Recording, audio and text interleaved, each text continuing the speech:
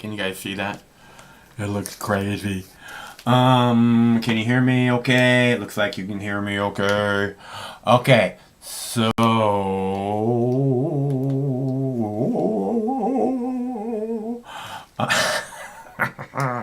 I am so ready for a bong hit. What about you guys? Whoa, look at that. Comes up weird on the other end. It's like it can't handle it. Can't handle it, man. Keeps freezing, huh? Yeah, too much. I don't know why those things keep messing up. I like those things. I like the other drone. The other drone videos keep doing the same thing, and I don't know why. If anybody knows why, please let me or Craig know, because I don't want it to be like that no more. I want my drone videos back. I want new drone videos.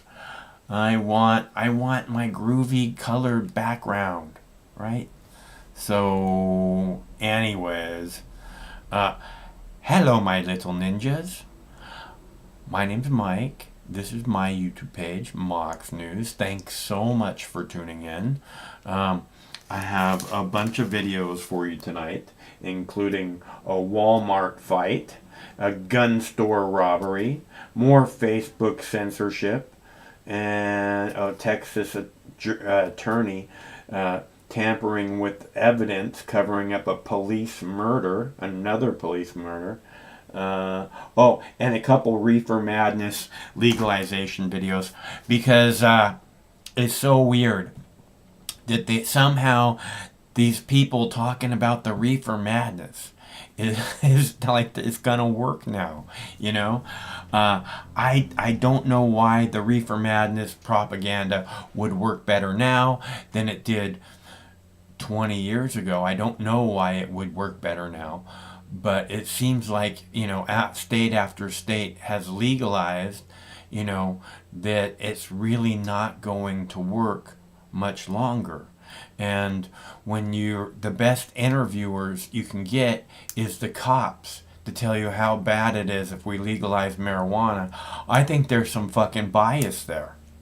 You know, I think they see their budget being cut because they don't have to enforce that law, which they love to enforce, because that way they can just fuck with people over flowers.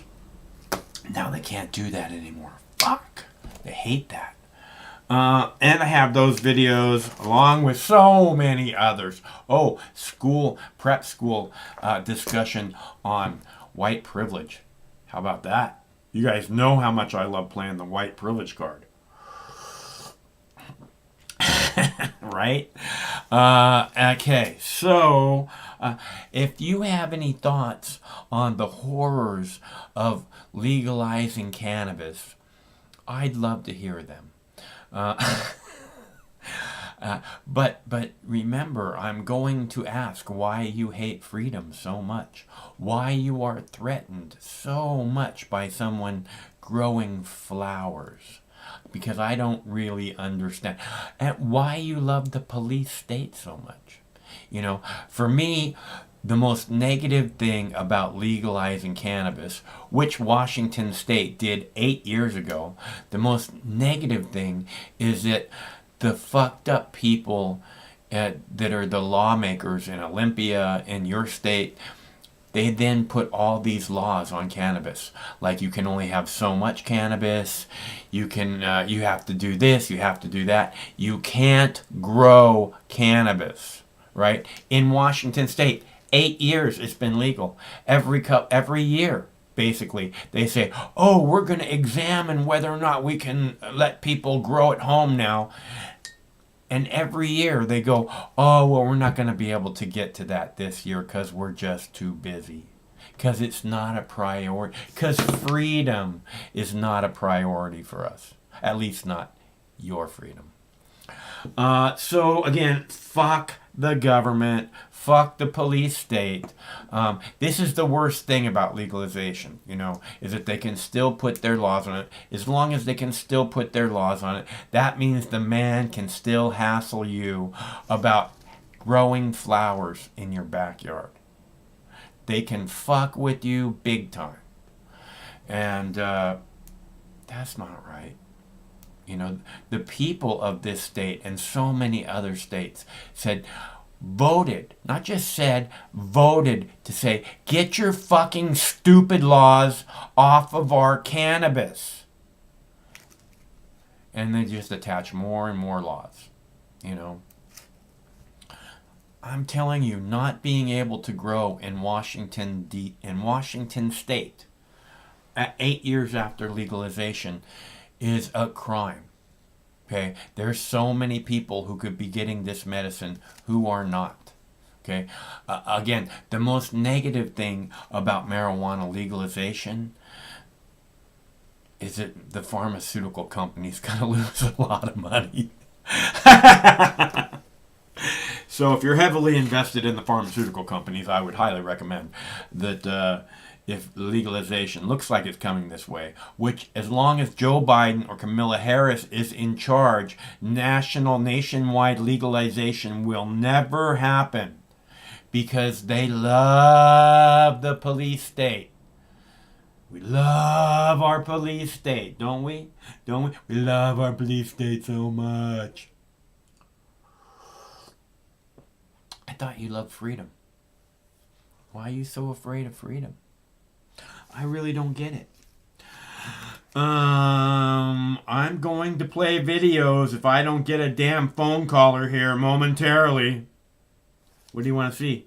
Legalization of cannabis? Oh, too bad! I'm not going to play that right now. I'm going to play something so I can heat up my fucking bong. So excuse me while I whip this out. Developing in Washington, D.C. this afternoon, new charges of big tech bias after an interview with Laura Trump and the former president was taken down, a sign the online ban of Donald Trump is holding strong. National correspondent Christine Frizzell explains. I think social media has become so corrupt that people... It's a video much of the world may not now see. This interview between former President Trump and his daughter-in-law Laura was taken down. A policy, quote, in line with the block we placed on Donald Trump's Facebook and Instagram accounts, according to an email she received and Facebook confirmed. And I know that people that dislike Donald Trump might celebrate this and think, well, this is great. We don't want to hear from him anyway. Every American should be outraged by this because today it's Donald Trump. Tomorrow it could be you. We're going to walk down to the Capitol. The former president banned from multiple social media accounts, in some cases permanently, following the January 6th insurrection at the U.S. Capitol, due to the risk of further incitement of violence. Big tech CEOs insisting there is no bias. Mr. Zuckerberg, do you think it's your place to be the judge of what is true when it comes to political opinions? Congressman, no, I don't believe that we should be the arbiter of truth. Thank you. Still, federal lawmakers have yet to update laws and regulations. The state of Texas now moving ahead on its own, just passing a bill banning large social media platforms from blocking residents based on their political views and to make public the content moderation processes. This latest incident, just another weapon in the arsenal for conservatives here on Capitol Hill who say social media companies are biased against them. And one reason why former President Trump is said to be moving forward with plans to start his own social media platform. That endeavor 3 or 4 months away, according to reports. The president already this week launching a new official website with promises to remain in the public conversation, even if he has to do so on his own. I'm Christine Frizzell reporting. And that brings us to our question of the day. We want to know what you think. Is social media going too far by banning voices? So far, 33% of voters say yes, while 67% say no. You can weigh in too. Just head over to our website, comonews.com, and click on the question of the day. What is wrong with those people who don't side on the side of free speech? You know, oh no, they're not going too far. Let's censor everyone. And if they can censor the President of the United States, they can censor everyone. Anyone who speaks out at all. Steps out of line. Acts like they can make their own voice and say what's on their mind. They don't like that. You can't do that no more.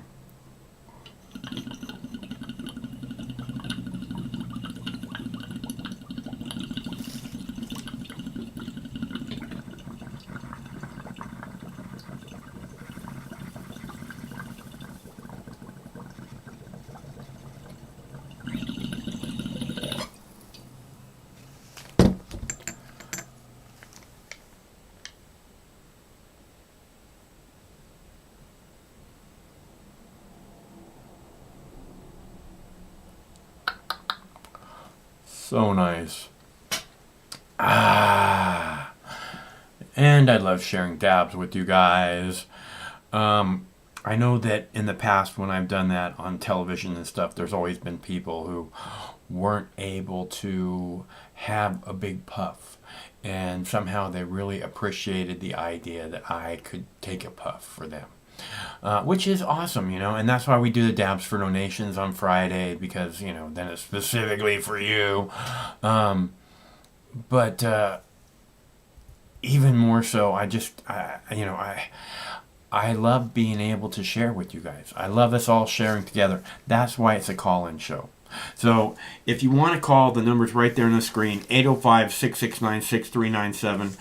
It seems to me that I should play another video because that's what I do here is I talk with people on the phone, I take fat dabs, and I play current topical videos for us to talk about. If you feel like it, we can talk about anything else. But I have no callers, and I just took a fat dab. So, but I came prepared. I have videos. I'm upholding my end of it. So I will play a gun store robbery for you. How about that? Does that sound like fun? I'll tell you something about a gun store robbery. That takes a lot of balls, right? There's guns everywhere. You would think, you know, I mean, if I had a gun shop, I'd have some kind of Rottweiler in there, sleeping in there at night.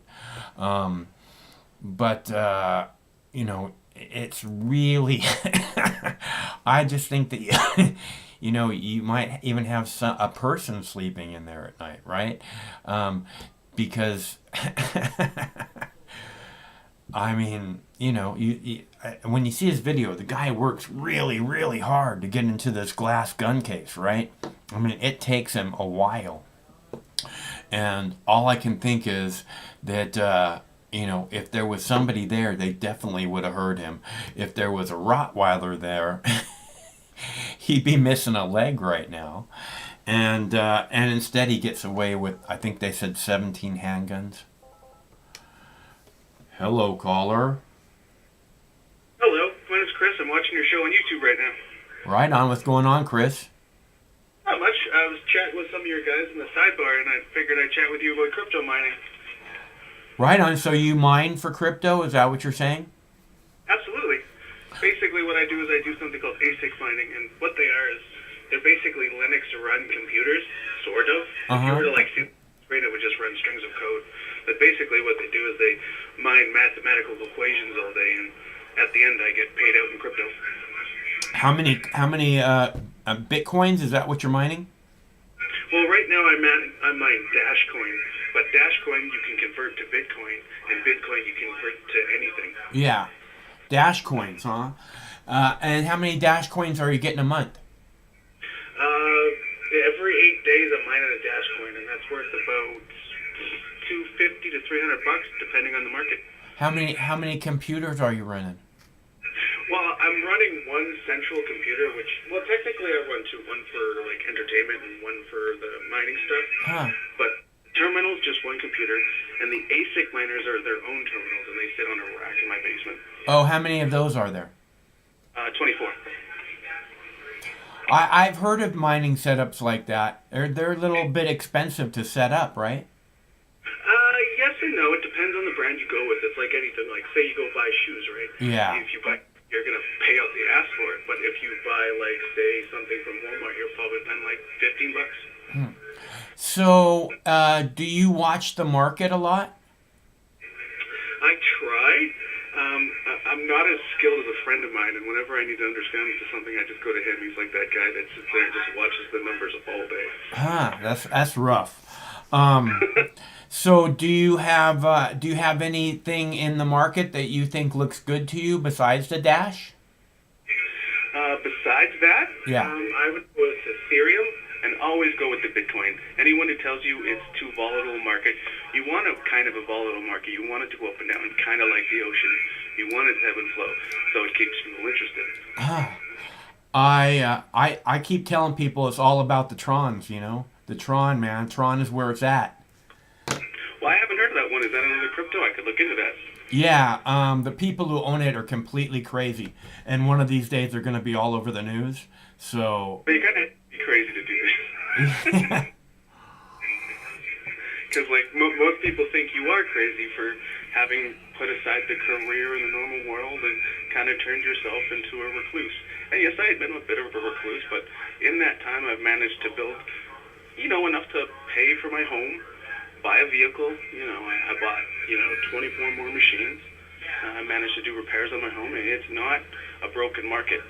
I just wish people would be more enthused, How? And what do you mean by enthused? Okay, so I'll use this analogy.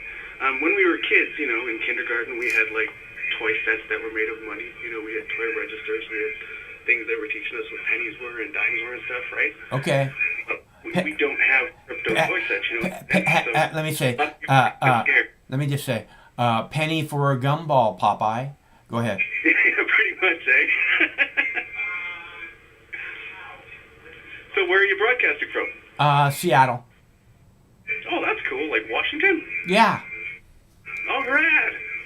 Well, it's a pleasure to be chatting with you. Right on. What's your name? Oh, my name's Christopher Morgan. Hey, Chris, it's good to hear from you. I really appreciate you calling. So, you were saying something before I said a penny for a gumball, Popeye. Did you want to finish your thought, or? Oh, I kind of go in tangents. Yeah. People have to remind me that. So, do you have cannabis legalization where you live? Oh, absolutely. It's since Trudeau came into government, a lot of people give him flack up here, but personally, I just think you kind of have to go with what it is. It's better the devil you know than the devil you don't. I just care about freedom. I care about freedom. To answer your question, yeah. Yes, we're allowed to. And for every visit to our local distributor, we're allowed to pick up at least 2 ounces. Right on. So every day you can get a couple ounces then if you want. Oh, exactly. Yeah. Awesome. But I think growing is where it's at. I think you guys are allowed to grow 4 plants, right? Yeah, I'm actually germinating one myself. That's awesome. I think that there is a very rewarding hobby. And I think that there's, like when you grow a plant, it kind of imprints on you, and it kind of like understands your basic needs and does some kind of thing where it tries to fulfill that. But that just... Kind of a weird bonding experience there, hey? What's that? There's kind of a weird bonding experience there, hey? Yeah, it's, well, I don't think it's that weird. It's like, if you have a dog or if you have whatever it is that you have bonding experiences with, I have a bonding experience with nature. So like whenever I go out, I say hi to the birds, and I'm always, like I would hug the trees, but they don't really like people. So exactly, right? You're just like, leave me alone. Yeah. You're one of those fucks. Get away from me. I gotta let you go though, because I'm gonna be taking off to see my girlfriend. But thanks for letting me having me on your show, and you have yourself a good night. Hey, Chris. Hey, I hope you'll call back again soon and give us an update on your plant. Later. Have okay. a good night. Stay cool. Bye. And that was Chris. It sounded like he was from Canada, Canadian. Which I love Canadians. That commercial that I play, I'm sure that those people are Canadian. At least I'm sure the girl is Canadian. Woman, lady. I'm absolutely positive of that. And I would love to get high with her. You know what I'm saying? Okay, Facebook censorship. Oh, we were talking about gun store robbery. Right? You guys want to see gun store robbery? Again, I can't imagine a whole lot more dangerous than making a gun store robbery. So it takes a special kind of person to do something like that. Clip number 13.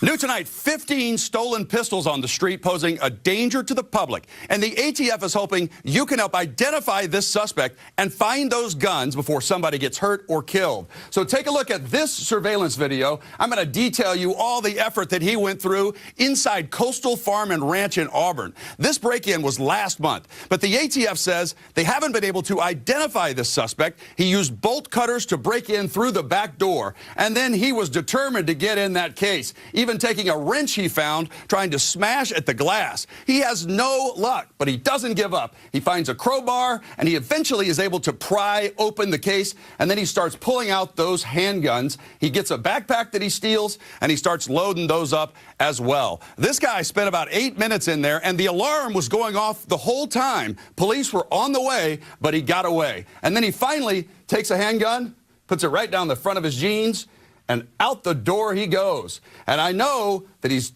all masked up there, but the ATF, the new special agent in charge in Seattle, says people can still identify this guy.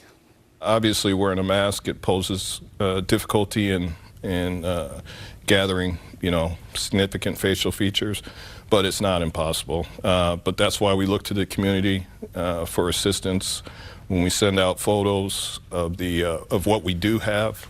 So let's zoom in here and give you a good look at the suspect here. Now, the ATF says he's about 6 feet tall, 160 pounds. Pay particular attention to the larger nose and the thicker, bushy eyebrows. All right, now let's detail his attire, his criminal getup, so to speak. Of course, he's wearing that black and white plaid jacket, True Religion jeans, and Nike Air Foamposite 1 metallic gold shoes. Very specific. And guess what? He wasn't alone. Here's the getaway vehicle. There's a second suspect in that vehicle. It's a 2013 or newer dark blue SUV.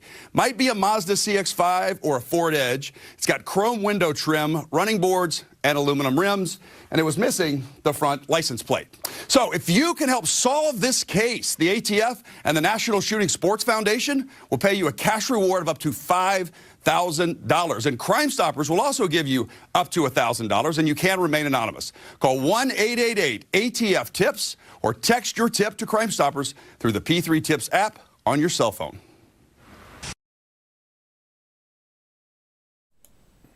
Ooh, purple sunset.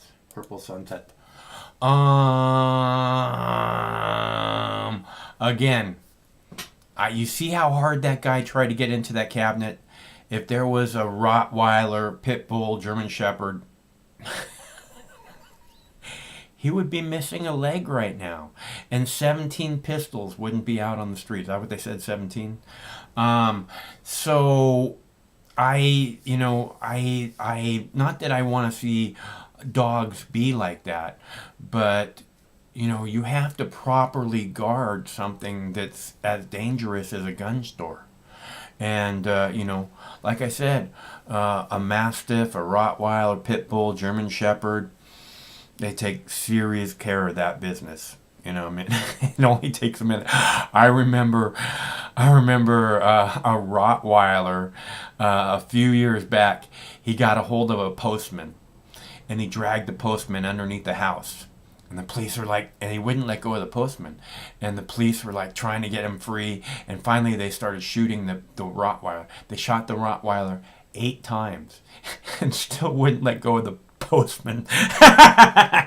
So all I'm saying, it's sad that they shot the Rottweiler. But, there's a way to make sure this would never happen. And it's, it's unfortunate that that's not a priority. It's almost like it was an inside job, right? He only hit that one cabinet, right? And whatever it was he stole, 17 handguns. It seems to me, if I was to go into a gun store and make a robbery, which I would never do, as you can probably hear from what I'm saying, I would steal bullets right now. Bullets sell for $1 each right now, from what I understand. That's a lot of fucking money, man. I don't know how much guns like what he stole go for. I imagine that they're not they don't go for that much on the street. I guess if you're trading them for drugs. And again, this is the kind of shit that the drug war makes happen. You know, this is the kind, when I talk about if we end the drug war, we'll end 80% of crime. That guy, I would guess, if it's not an inside job, that guy is taking those guns to a dealer and getting drugs. That's what I would bet. Because he's not taking them home to the gun club, you know, out to the country club. We're going to do a little pistol shooting. That's not what's happening. You know, we're going to shoot some skeet, darling. That's not what's happening, you know, obviously.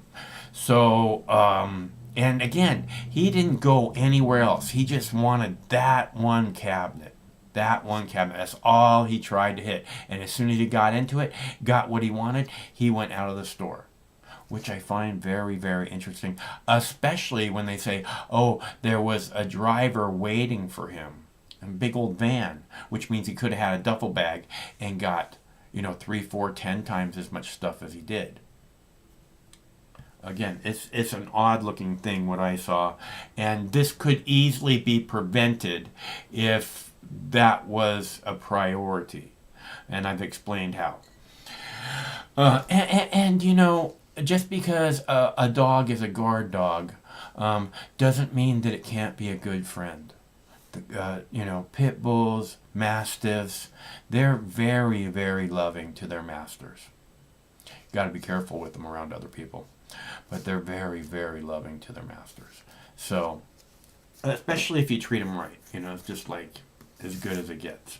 But that's how all dogs are. That's kind of my point. And let's see. So I should play a Reefer Madness video since we don't have any callers, and this is a call-in show, and I just did a dab a minute ago. I'll play Reefer Madness video for you because I have 2 of them, so I figure I might as well get at least one of them in before I'm like repeating myself. And this is kind of what the show is about, you know. Again, I don't see negative effects of legalization other than somehow the police state still having the ability to fuck with you over weed. This is the only problem with legalization. I mean, basically what it is people growing flowers. That's what growing marijuana is. Until you industrialize it, and then we can be people making fuel out of it, people making clothing out of it, people building houses out of it. It's limitless, and it's why it's been taken away from us for so long. And all the pharmaceuticals. It's just this incredibly renewable resource that will create so many new industries that, again, has been kept from us. And all these fucks in Washington, D.C. Joe Biden just hanging on to the criminalization of marijuana tooth and nail, won't let go of it for 1 second. You think Kamala Harris is any better? Oh yeah, I smoke weed. Right? I smoke weed. You go type in to YouTube to Mox News, Kamala Harris smoked weed. And you know what will happen? You'll find her father talking about how full of shit Kamala Harris is. Her father saying this. So, because he's a good Jamaican man. You know, they have this honesty thing, this honor. You know, but a soul. I guess I should call it a soul, where they don't have to lie to everybody all the time, unlike Kamala Harris. So I found it very interesting. And again, I should put that back on the front page of Mox News. That's right now on the front page of Mox News. What we will find is Kamala Harris saying that we need to legalize prostitution. And the title of the video is, "We don't need blowjobs, we need jobs." Because that's the way I roll. And again, I'm just trying to inform you as to what I see that might be of value to you to understand who these horrible, horrible, horrible people are.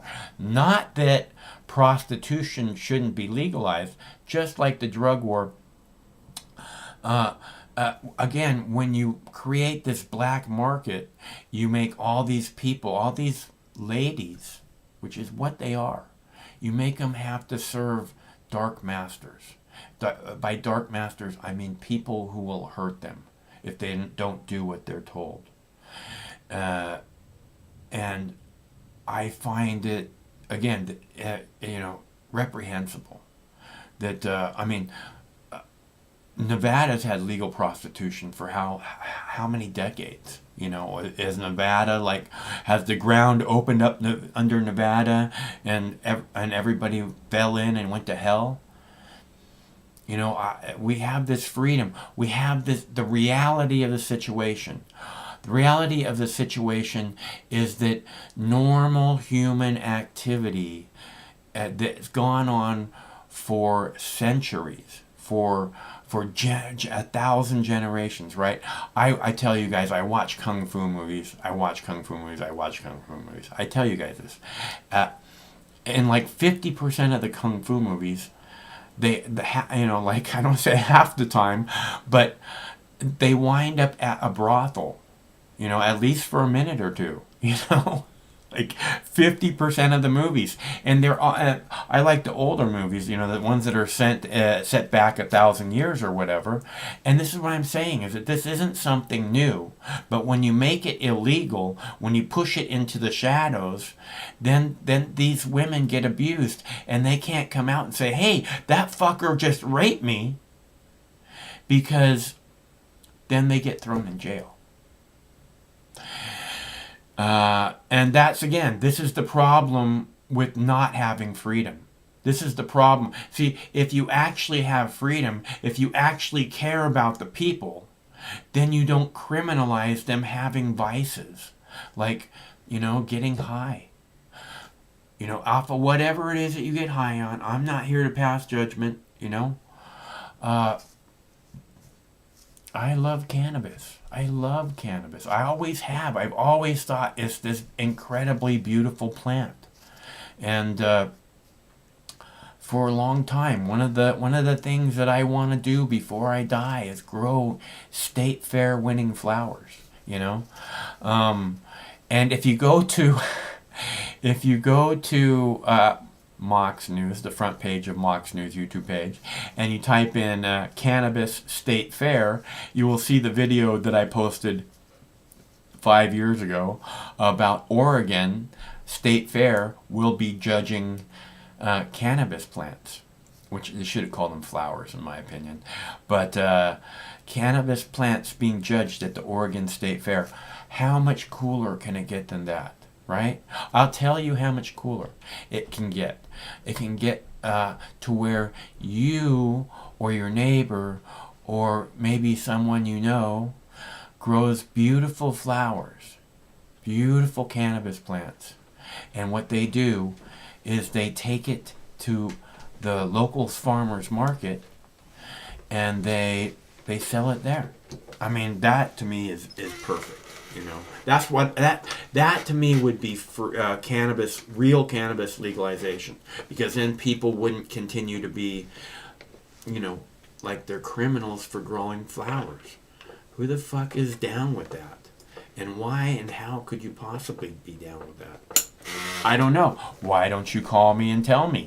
That's what this is all about. I will play a video. I will play a Reefer Madness video for you now and be right back. Well, recreational marijuana is now legal in the state of New York. Those 21 and older can possess and use it even in public under a new law signed today by Governor Andrew Cuomo. This makes New York the second largest legal marijuana market anywhere in the country, only after the state of California.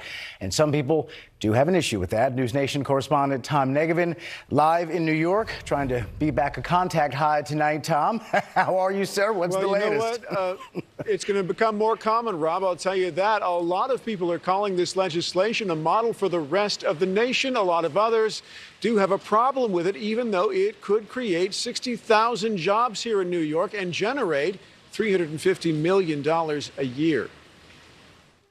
They've been debating this for 8 years. The bill is passed. To some, it's about managing a dangerous illegal market that is controlled by cartels. Others see potential profits quickly going up in smoke. I think we're not going to make any money at all. We're going to lose money as a state.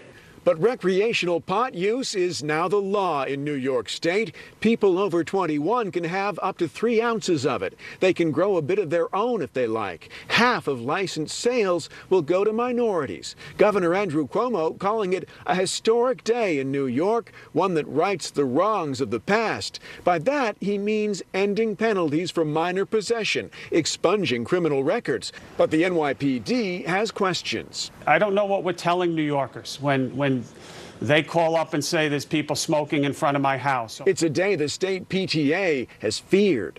What we see in California, Nevada, Oregon, and other states that have already legalized, once legalized, youth marijuana usage increases significantly. New York becomes the 16th state to legalize in some fashion. Several others are planning to. Virginia's governor is working to speed it up. To make recreational use of marijuana legal on July the 1st of this year. Sales in New York could still be 2 years off, but potential vendors are getting ready now. We're going to see a huge industry, maybe upwards of 600-700 dispensaries throughout the state. Today's marijuana is not the Woodstock weed of the past. It's 10 to 30 times stronger. Kevin Sabet is one of the top drug policy experts in the nation. He fought this hard, says lawmakers are getting it wrong, and got this message today from a New York Democrat who regrets the state's decision on marijuana. It really allows for big tobacco to basically get in here and make more money. And it's not about social justice. It's about money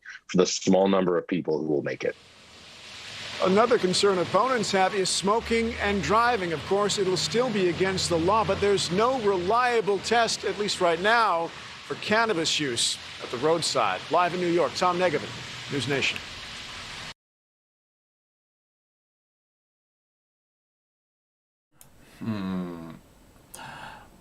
It's really, I would say that it's strange, but it's not strange. That they never have anybody who wants to talk positive about weed legalization. And the reason that it's not strange is because, again, they're trying to misinform people about the dangers of marijuana. Why won't anyone think of the children? Again, the only negative thing about marijuana legalization is that the government is still going to put laws, their fucking bullshit laws, on flowers, on growing flowers. And again, how much more of a police state could we possibly have? And this is what they've done to the good citizens, the law-abiding citizens, the good people of this great nation. They've criminalized them and criminalize them and criminalize them because they had flowers in their pocket. That's the government we have.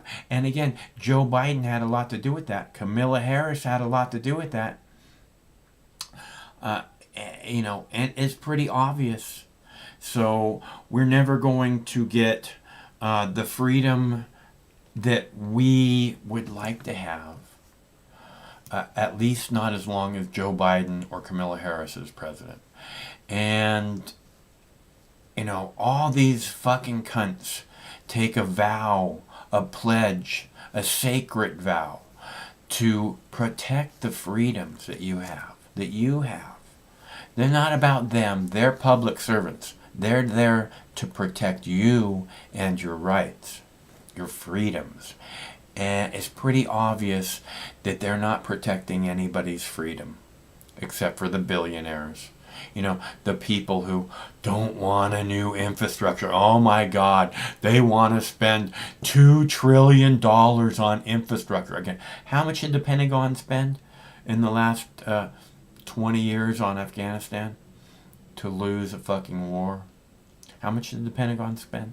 Oh my God, they want to spend $2 trillion updating the infrastructure. Let me tell you something. They're not updating the fucking infrastructure. What they're doing is putting a fucking Band-Aid on 100-year-old infrastructure that's fucking crumbling before their eyes. Like, oh my God, it's so much money. No, it's not. I've told you guys again and again and again, we need $100 trillion infrastructure project, guaranteeing millions and millions of good paying jobs back and forth across this country, those jobs creating more other jobs, and updating our infrastructure to a point of we can be proud of what we left for the people that are coming behind us. I don't know how we can possibly think any way else. I really don't. But it seems not to be a consideration at all, right? I mean, they talk about how valuable these fossil fuels are to mankind, right?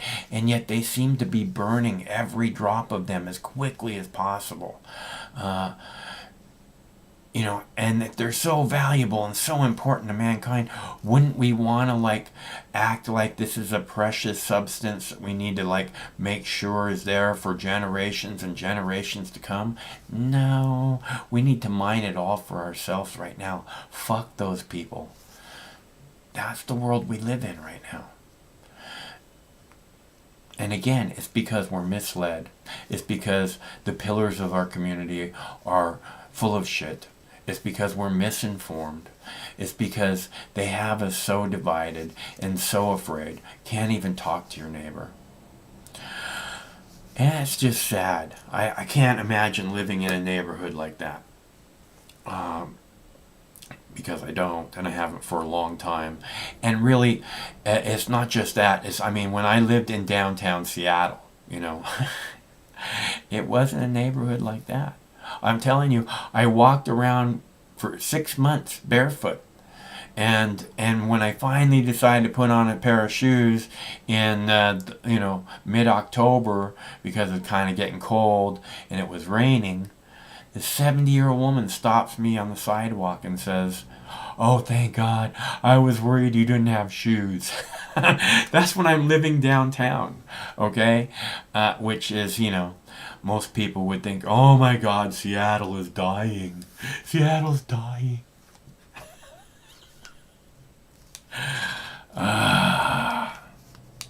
Yeah, you should move away. It's dying.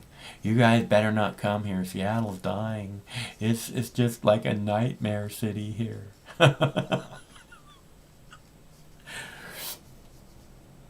Really, I mean that with all my heart. Don't come to Seattle. You won't like it here. The people are so liberal. It's out of control with liberals. You don't want that in your life, do you? Socialist, and they're socialists that live here. You've heard Chris from Olympia, right? He's not just a socialist. He's a commie. Oh, this police state which we live in. Oh, what a tangled web we leave when first we practice to deceive, which is what this government does to us on a daily basis, which is what the police do to us on a daily basis. These are the people, the politicians, the police officers. These are the real people that should be held to a much, much higher standard than all the rest of us. But they're not held to any kind of a standard whatsoever. You know, again, this thing about Matt Gaetz that you're seeing everywhere in the news, these people, the DOJ, the CIA, all these people have known about this for years, right? And now, all of a sudden, it's important to them. They've known exactly who he is for years and years. And now, all of a sudden, it's important. After he starts calling out Liz Cheney. Gee, Liz Cheney. We got to protect Liz. Liz Cheney being the #1 sitting member of Congress who has profiteered off 9/11 more than any other sitting member of Congress. That's who Liz Cheney is. But we can't talk out about Liz Cheney. Nope, we're going to find out what you did. And that's the thing. Again, it's not like they're not watching these people. They're not watching everyone, everything they do, everywhere they go. You know, it used to be Alex Jones would say shit like, your refrigerator's listening to you. Your dishwasher's listening to you, right? It used to be like, oh my God, is my dishwasher listening to me? Everybody's like, Alex Jones is crazy, right? This is the current remote control for the television. And right there, the little blue button, it has a microphone on it. And when you press it, it listens to what you say. I know, because when I use the word fuck, it says, I don't understand what you're saying. But my point being, Alex Jones, of course you have to press it for it to listen to what you're saying, right? Nobody would think that it was listening to what you're saying when it's just sitting there on your armchair, not doing anything except for listening to everything you say. Hey, can you bring me over an ounce of weed? Kill me. I am just hilarious. I don't know how you people don't get it. I am freaking hilarious. Okay, so what do we play now? Ooh, how about Walmart fight? I know you're going to like the Walmart fight, right? And it's really strange to me the way that, like so many other things, it's really strange to me that they hail this person as if he's some kind of a hero. Because that's not the way I see it. I mean, it could be just me, but he seemed like, he attacks this guy from the back. He seems like he's sticking his nose in where it's not really needed. And I'm really glad he didn't have a gun. So, Walmart fight coming up. I know you love it. Clip number 12. Some wild video coming out of a Walmart in Federal Way after a fight breaks out there. We see punching and grabbing and a man dragged down to the ground. Well, police have made an arrest and say a community member confronted a man who may wind up facing several charges. Jennifer Lee explains how this situation got so out of control and escalated into a fight. This week, fists went flying at the Walmart in Federal Way on 314th Street. On social media, the 21-year-old in the white tee is being hailed a, quote, hero for taking down a man without a mask who police say appeared to be under the influence.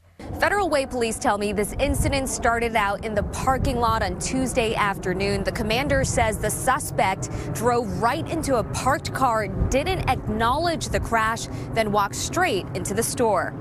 Cell phone video from a witness shows us what happens next. The suspect, who allegedly attempted to shoplift, is being escorted out of the store. And police say he threatens to assault anyone who touches him. And soon after, the 21-year-old in the white tee steps in to confront the suspect. We see the 29-year-old drop the merchandise and the two men square off. You can hear and see other customers who try to stop the fight, but a kick and punches are thrown. The two keep taking swings at each other before the suspect is finally wrestled down to the ground. A security guard taps the 21-year-old off the suspect, and you can see some blood on the ground. Police say the guy in the white tee got a cut on his hand. As for that suspect, police were waiting in the parking lot and took him into custody. As soon as he walked out the door, that suspect was booked on DUI, hit and run, and attempted theft. In Federal Way, Jennifer Lee, Q13 News. A spokesperson with Walmart says the suspect was provided a mask at the front door, and at some point during the incident, the mask came off.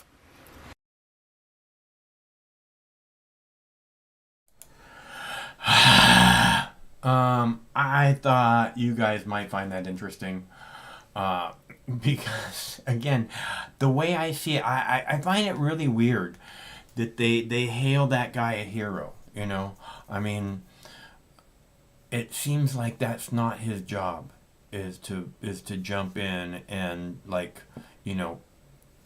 threaten people. I don't know if this guy was threatening people. They kept talking about how he wasn't wearing a mask. Like somehow, he deserves to have his ass kicked for not wearing a mask. Although they did say that in the parking lot, he bumped into a car. And what else did they say? Oh, it looked like he was trying to shoplift something. But, the guy's really high. It seems like if you have any idea how to fight, he'd have him down, fucked up in just a second. It's not like, when I say fucked up, not able to move. But this guy just kept bloodying him and punching him, and and then they hail him a hero. I don't see it that way. No offense. So let's see. I also have a school discussion on white privilege, a prep school discussion on white privilege. And the thing is that you guys just know how much I love playing the white privilege card. Trump won the election. Among the suspects' possessions, this is real, a white privilege card. I want you to take a look at this. It's a fake white privilege credit card. Subtitle, Trump's everything. The card holder, scot-free, with 2 T's. Scot-free is actually spelled with 1 T, but 2 T's on that card. That one piece of evidence, an insight into the man's state of mind, that he can get away with anything because of his skin color. His lawyer saying this. All right, enough of that guy. Can only take so much of him. But I needed to play that for you because I love playing the white privilege card. And again, I kill myself. I don't know. I'm sorry if you guys don't agree. Actually, I'm not sorry. Fuck you.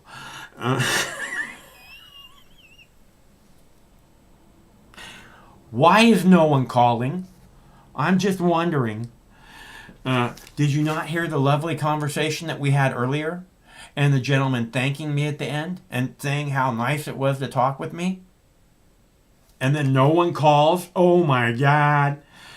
Okay, I have a video here about a fully vaccinated woman, right? She got however many shots she was supposed to get, and she caught the COVID.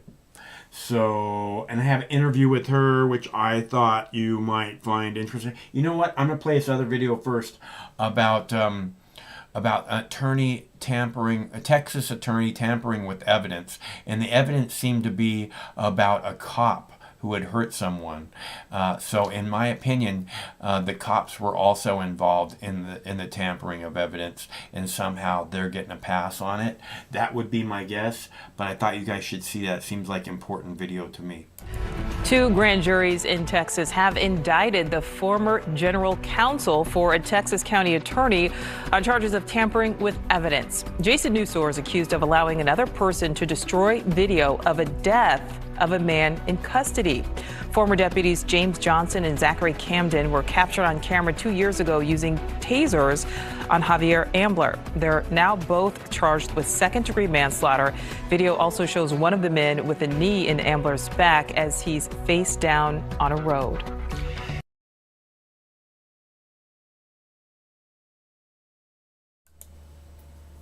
Which one was that?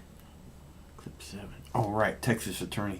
That, I think, again, it shows this criminal intent of the police, of the police's defense, of the entire system. And this is why, police reform, policing reform, the end of the drug war is incredibly necessary, because right now with the drug war going on, all the cops look at all your children as if they are criminals. Okay, and again, I would think that you parents would want better for your children. And if you need to teach them, cannabis is the safest drug there is. The safest drug there is.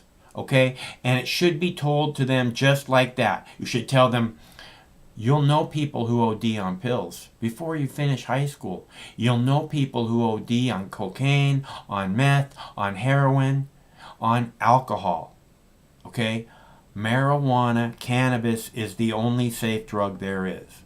And that's the only way to explain it to your children, because if you don't tell them the truth, which cannabis is the only safe drug there is, they're liable to go astray. They're liable not to know how to make the right decision when it's right in front of them, because you didn't teach them how to make the right decision. You act like, oh, all drugs are bad, so you should never use drugs. It's not the way it works. You know damn well it's not the way it works. So act like an adult and help your children navigate this incredibly difficult world to navigate through. And it's not going to help by telling them all drugs are bad, because what that is a lie. And eventually they'll know that it's a lie. And if you told them, no, this is the only safe drug there is, people die on all these other drugs, they will find out that that also is true. And, you know, and that will make them actually smarter, more aware people than them being lied to about all drugs and then trying to, again, navigate through this very difficult, you know, place to try and figure out how to get through it.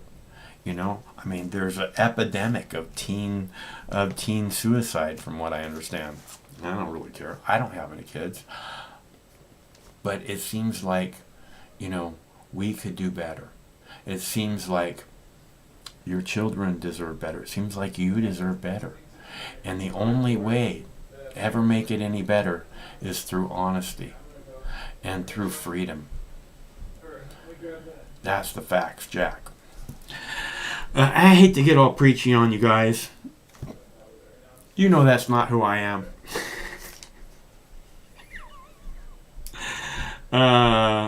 But I have a very interesting video about Biden's infrastructure project. Again, this is just a Band-Aid on something that's seriously broken. And if they really cared about the people, if they really cared about the future of this country, they would be talking about a 22nd century infrastructure project. You all would. Because it would be creating millions and millions of jobs, good paying jobs. You all would be talking about it because you're giving your children a brighter future. The people who come after us. I don't have any children. I'll never be able to enjoy the infrastructure, the 22nd century infrastructure project that I'm talking about. I'll never be able to enjoy that, but it's the right thing to do. And, you know, I'm just a dumb old hippie stoner, and I know that for a fact. So, I don't know how everybody else can't know that too. So I'll play that video for you now about the Band-Aid we're about to put on the infrastructure because it's so generous. It's a once-in-a-generation infrastructure project. That's what Mr. Joe Biden thinks, a once-in-a-generation infrastructure project. God, I hope not. President Biden unveiling what he calls a once-in-a-generation infrastructure plan, but analysts want to know what's in it for the energy grid. This comes as experts warn of a possible massive attack on the grid if nothing is done to increase funding to protect it. A bifurcated approach will not work. A state-by-state approach will not work. What we need is a national approach that brings the federal government and the state government and the power industry together. So we have a national approach. Cunningham says the grid faces millions of attempted intrusions every day and argues cyber threats from Russia and others could create wide-scale economic devastation. Now, it's not clear how much money in Biden's $2.2 trillion plan that would raise the corporate tax rate by 7% would carve out for grid protection. Now, President Biden says he wants to raise the corporate tax rate to offset the staggering price tags of the infrastructure proposal and the COVID relief law. National correspondent James Rosen shows us why this is a sign of a major evolution in American politics. It was a quarter century ago that President Clinton charted a new course for the Democratic Party.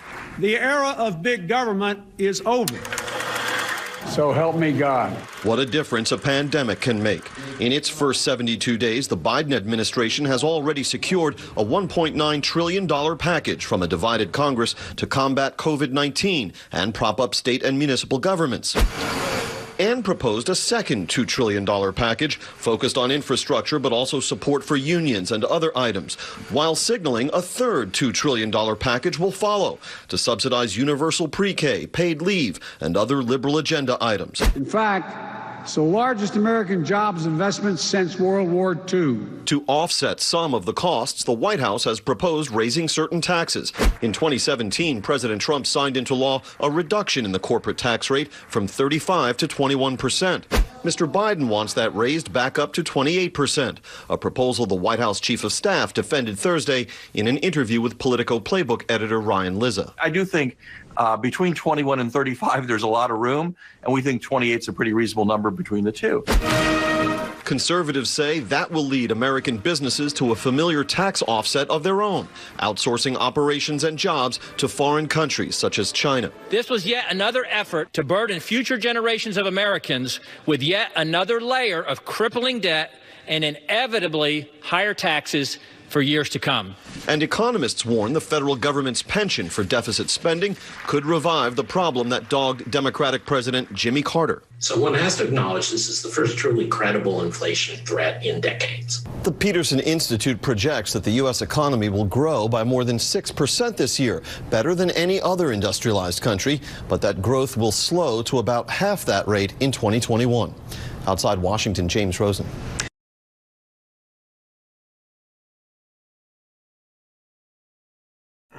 Okay, so I watched Hardcore Henry last night.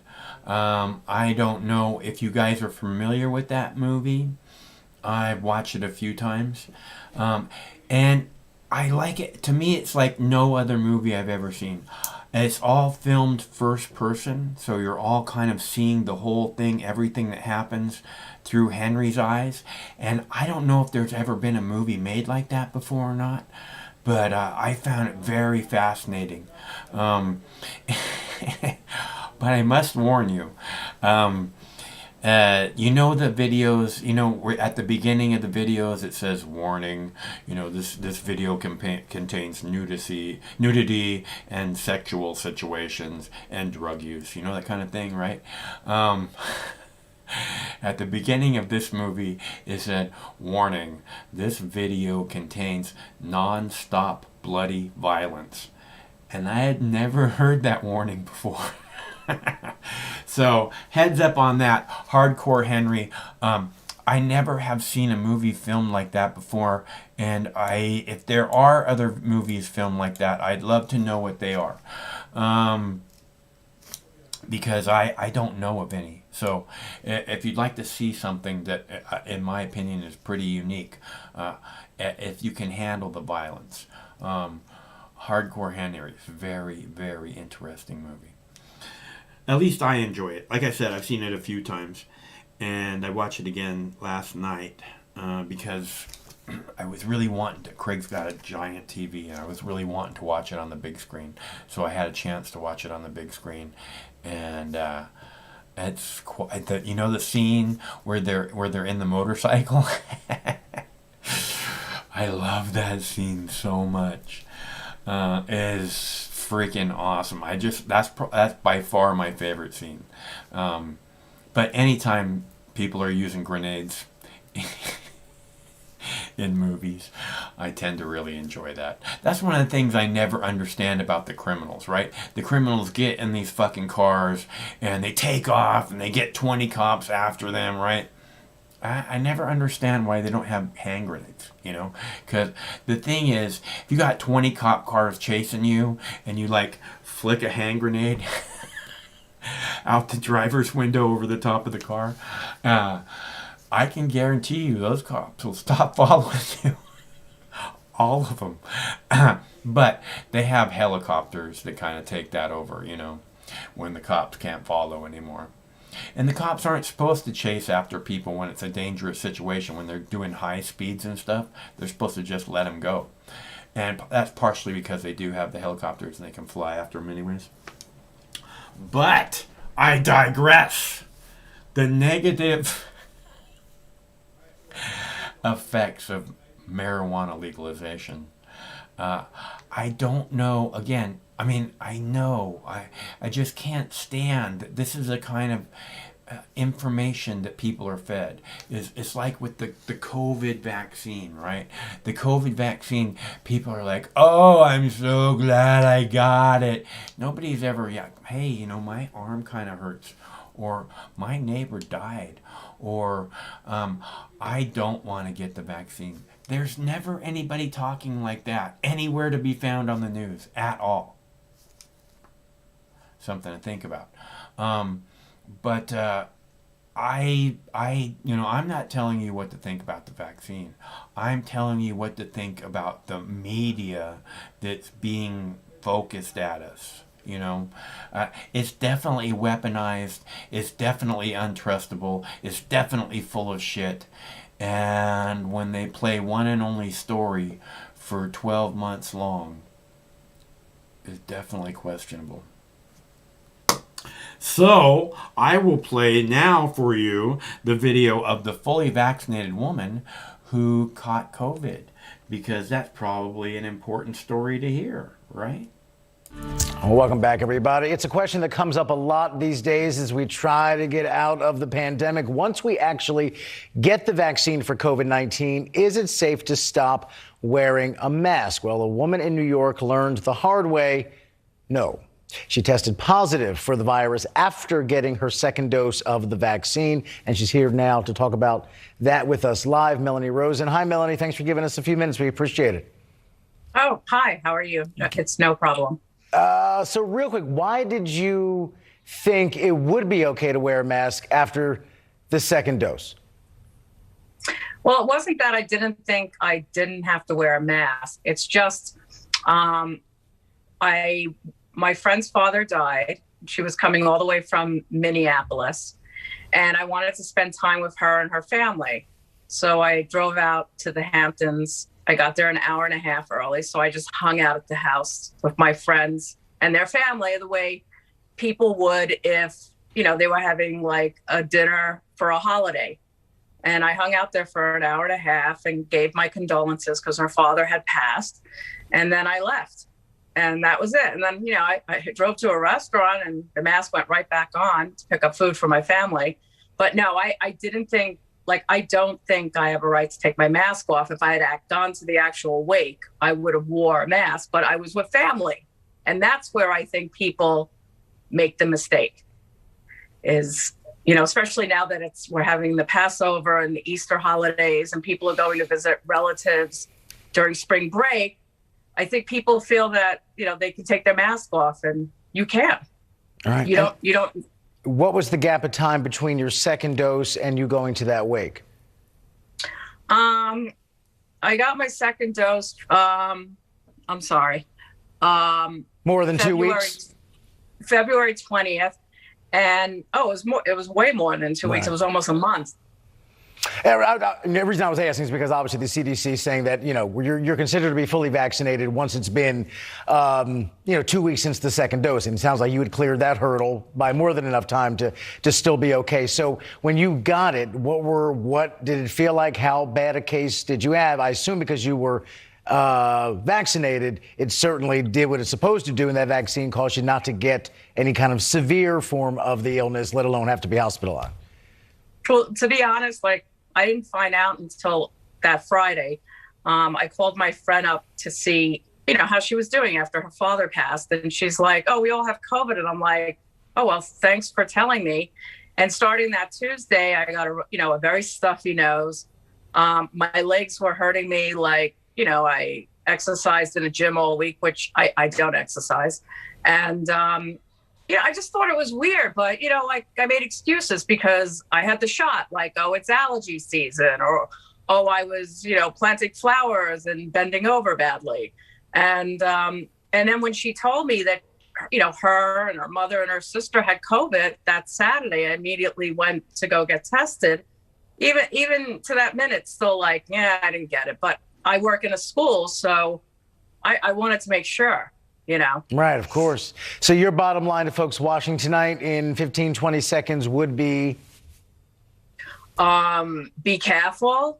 And, just because you're with your family or a large group of people who supposedly had the shot, some of those people may have not had the shot. And those people who infected me did not have the shot. And the shot does not make you, it does not protect you from getting COVID. Right. To be honest with you, as I said, the symptoms were very limited. That was probably due to the shot. I actually got my results today and I am negative. So that's very exciting stuff. But who knows? I mean, I could go to another wake and get it again. I don't know. Right. And again, they're 90, Moderna, Pfizer, mid-90s% effective, so there's still a window. Nothing's 100%. J&J, a little bit less than that. So it doesn't prevent you from getting it. What they've been very clear about, it prevents you from getting it badly or, God forbid, going in the hospital or dying. That's the real prevention. And now they have a little more confidence that you can't pass it along once you've been vaccinated, but still, that's still being studied. So lots of questions. Better safe than sorry. But we're out of time, but I'm glad you're negative, and I thank you for sharing your story publicly tonight. Appreciate it. Yes. Everyone be careful. Amen. Amen. Thank you again. Bye-bye. Well, coming up. So, you know, one of the things that I'm hearing the last couple days is that the COVID-19 vaccine is 100% effective for 6 months. And what I keep thinking is this is going to be, they're going to try and get it so you have to get this thing every 6 months, right? They're going to say, I just, or every year it's going to be a regular thing. Hello, caller. Hey, Mike, how are you doing? Okay, how about you? I'm doing good. Are you on the air? Yep. You are? Yeah, I'm doing well. I watched some of the videos you've been playing tonight, and wow, corporate media is really on the rampage, as far as I can tell, brainwashing people. They hate that legalization, man. Yeah, I saw that one. That was pretty amazing. Pretty skewed and slanted view of cannabis, and reminiscent of like the Reefer madness.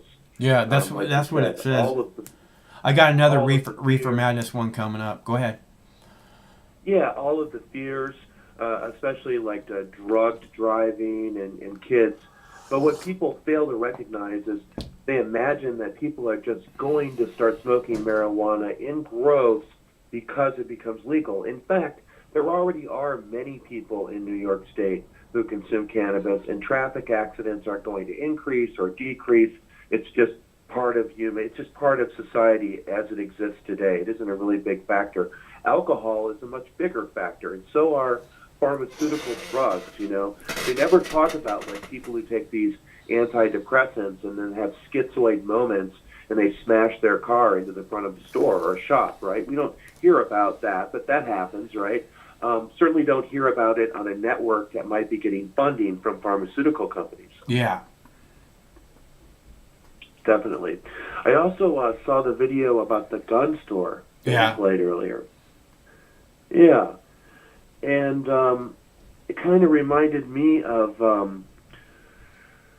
kind of like The Fugitive guy, you know, the television show, but in kind of a computerized fashion. You know how Crime Stoppers has always had these segments on the local television news. Yeah. But now they're starting to use these computer graphics, and the person who normally just reads the cue card and shows them the mug shot, right? Yeah. Shows this kind of, animated character looking at his facial features, examining the car closely, and really encouraging people to kind of rat out their neighbors. Yeah. Kind of. That's definitely promoted. And I see that in the news. Like, it is fucked up that there's, 16 unregistered guns on the streets. Probably criminals will have those guns. That's fucked up. But the way that the news portrays it in this kind of game, where it's like a game, like catch the criminal, and you're a viewer, catch the criminal, and look, here's a computer graphic, and we might even have a GPS tag on that car. Start following the car on your cell phone. That kind of thinking is definitely promoted by the news. Well, I think that's kind of one of the things that I keep playing is that the on January 6th, the occupation of the People's House. They did that thing, the FBI. Oh, the FBI needs your help. Oh, the FBI needs your help. Oh, the FBI needs your help. Well, then the FBI needs to have a pay cut, don't they? Because they're not doing their fucking job. Go ahead. Yeah, obviously they fucked up. If you believe the official narrative, they didn't do their job at all. on all of these examples of like violent crime, they didn't do their job. With all of the security measures that they have at their disposal today, they're not able to stop, whatever violent crime. So it isn't really very effective.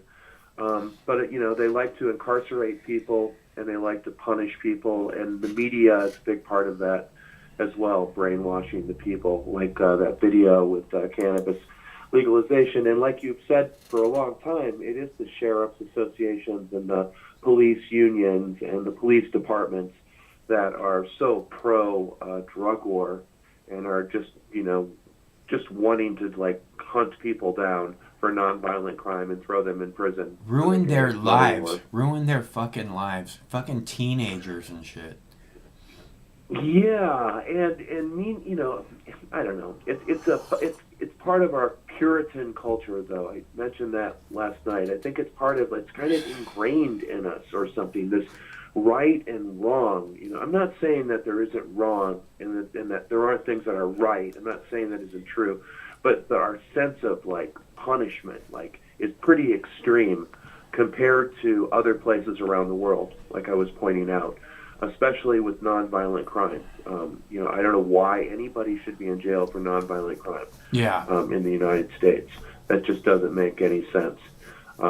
Punish people, but about this vaccine, that's another we're not, like you said, we're not seeing stories. I remember that story from a couple of weeks ago where 16 or 17 countries in Europe suspended AstraZeneca's vaccine over possible side effects. Yeah. And, this is one of the 4 or 5 vaccines that people are being told that they should take. And these pharmaceutical companies have immunity from legal prosecution. Yeah. All right? By our government said that these companies cannot be sued for these vaccines. And also they're labeled as experimental fucking vaccines. They've never been tested for more than 6 months on anybody. And most of them haven't even really been tested very long at all on humans. So they don't so this just is what do they say? In contravention, it's like the opposite of what is supposed to fucking happen in a normal situation. That's how vaccines are supposed to be manufactured and distributed and so on and so forth. But you can't sue the company if they make mistakes. And already we're seeing that countries in Europe are pulling these pharmaceutical vaccines, the AstraZeneca's vaccine, because they have side effects. And I mean, that's kind of dystopian, but it's very real. I know a lot of other viewers are on top of this and that you're on top of this, but it's kind of troubling when you see people like that news clip that you played where the lady was talking about, oh, well, I got the vaccine, but, a lot of my friends got the vaccine. There's just this assumption that it's all cool that everybody got the vaccine. Yeah. That's kind of I always get that jest from the corporate media. They don't talk to people seriously about why they have questions about the vaccine. Yeah. Or what they're reading to suggest that they should have questions about the vaccine. Yeah. The critics of the vaccines. We don't hear anything about those people at all. It's just shoved down our throats. Yeah. It's like a lot like the legalization of marijuana. It's just all negative effects as opposed to, all the positive things that there is to say about this. And I think it's because they're trying to tamp down. They're trying to act like there's a reason why, we don't have national legalization yet, is because of all these other concerns, Oh, the police officers are very concerned and, they're upstanding citizens. It's a combined, but it's so messed up that, right, we've had cannabis legal here in this state for 8 years, and the fucking piece of shit news media can't fucking get with the people. They continue to do this reefer madness garbage, and it's beyond sad. It's beyond sad. It's fucking bullshit. It is bullshit. In New York State, though, like I did mention, of the 23 people who voted against the bill and 40 people voted for the bill, 20 of those 23 did represent. It was like the whole fucking Republican side of the aisle. And also, Joe Biden is not going to legalize cannabis in the United States. Of course, Donald Trump did not legalize cannabis either. So it seems like there are some segments or Obama. I mean, he didn't do it either. Yeah, literally. I mean, he was having a town hall meeting 1 year into his presidency, and finally this really brave mother, black lady, she stood up and she said, Mr. President, I have 2 sons and I'm very concerned about what might happen to them and what can we do about the legalization of cannabis. And he laughed in her face. He laughed, this mom who had the bravery to stand up to the President of the United States and ask for help. Right? He laughed in her face and said, ha, ha, ha, ha, I don't think cannabis legalization is the answer to all our problems. That's not what she said. She said, I'm concerned about my kids. And he laughed in her face. What a piece of shit that guy was. Yeah, I mean, all the last 3 presidents have all been pieces of shit. As the 2 presidents the last before 4, them were pieces the last of 4, shit. yeah. Yeah, I mean, they've all been pieces of shit, more or less. So that being said and done, it's not surprising that things aren't going to change. But what bugs me about that vote in the New York Senate is they're obviously some of their constituents, and I don't know, I'm going to say maybe from the suburbs, maybe, but the nanny state, people who are really obsessed with controlling other people, they don't just vote along party lines. They do vote along party lines, but they also, there's some kind of support in the mainstream culture with that saying, don't do drugs, or drugs are bad, marijuana is a drug. The same kind of propaganda that was, in the 50s and 60s and 70s, the same propaganda, but it still exists. And, obviously a lot of it is coming straight from the corporate news, right from CNN and right from Fox News and right from ABC, right into their brains. And local news too. So among Democrats, I saw a poll at Marijuana Moment today. It was 75%. It's exactly what I thought it was. It's 75%. Where was that poll at? Now, I saw that, I believe, Mike, at Marijuana Moment. Okay. And it was of Democrats, right?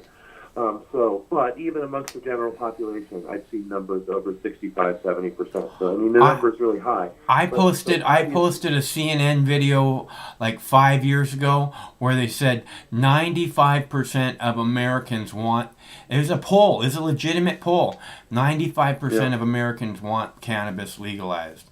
That was 5 years ago. That was a CNN poll. Go ahead. Well, the question that you posed tonight, about, what are the negative consequences of legalization? I guess, I can't, as far as like the justice of it, like the criminal, the police state, like crime, I don't see any drawbacks at all. 0. Like not putting people in jail for having anything at all is definitely a plus. In terms of like regulations and controls, like you, I'm frustrated by how the fact, even though marijuana has been legalized in Washington State since, for 8 or 9 years, still, there's these crazy laws about growing, limitations, how much you can buy at the store in an afternoon. Like, I like to buy my cannabis in a shop that's about 35 miles away from me because it's just a lot cheaper. So I drive out of town and I find it at this shop, right? I'd like to buy, 2 or 3 ounces instead of 1 ounce or something. So I don't have to drive there every month or something. You see what I mean? Yeah. And I mean, but little things like that, which obviously is just the government overreaching and I'm not too bummed out about the tax. There's a tax, but if there's going to be a tax, well, then let people grow it so that they don't have to pay a tax, all right? That solves that problem right away. The state still gets revenue from people who are lazy or people who are participating in the market, but, punish people who want, there's some problems with legalization. You let people grow it because it's important medicine to people who might not be able to afford it otherwise. That's why you let people grow it. Go ahead. Yeah, and there was I know there was a movement in Colorado, like right after Colorado legalized cannabis, there were veterans that were gathering marijuana and distributing it to people for like PTSD. Yeah. They were talking about the 21 too many or something, like 21 or 22 vets a day commit suicide in the United States because of PTSD from their war experience. So they were just giving vets cannabis to help them with their PTSD, which obviously cannabis does help with PTSD. It helps people relax. It helps immensely. It helps immensely with PTSD. Yeah. So and the other kind of drugs that you have to take in order to try and combat that fuck you up for life. Go ahead. Other thing about that that infrastructure project.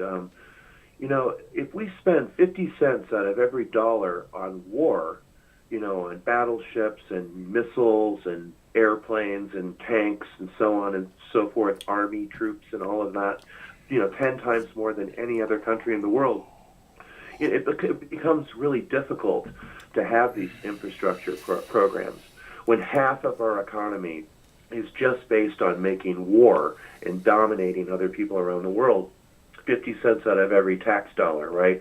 That makes it really difficult to come up with the money to fix the bridge, build a high-speed rail, whatever, infrastructure project, housing projects for the poor, fixing roads, and so on and so forth. So as long as we keep spending this money on these guns to dominate people around the world, we're going to lose.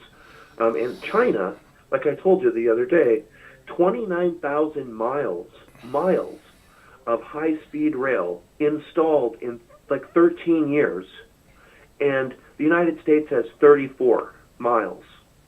And this is the reason. And this is the reason that I'm saying, I'll never be able to enjoy this infrastructure project that I'm talking about. So it really benefits me in no way, but it will benefit all the rest of you by knowing that you left the people behind you something that they could, build a better life on. And it's just bizarro to me that, how can you go, oh my God, he's spending $2 trillion on the infrastructure when the Pentagon's budget, it's like Chris is saying, 50 cents on every dollar is spent on making war.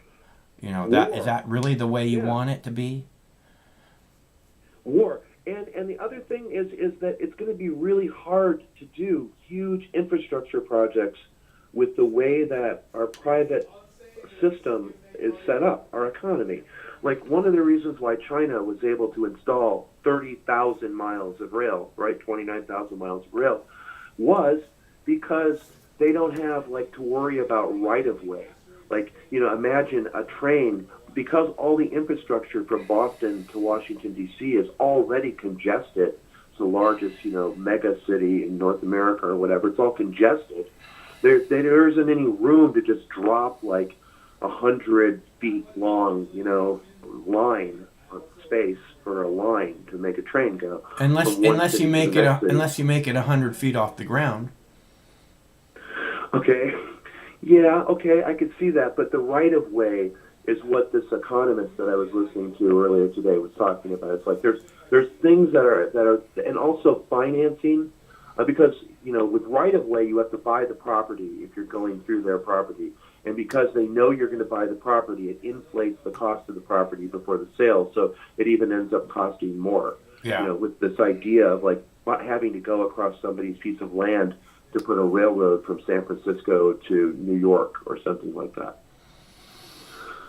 And again, this is what I'm talking about when I say build it 100 feet above the ground, is that we have bridges that are like that. China, I'm pretty sure a lot of their railroad is like that. Their high-speed railroad.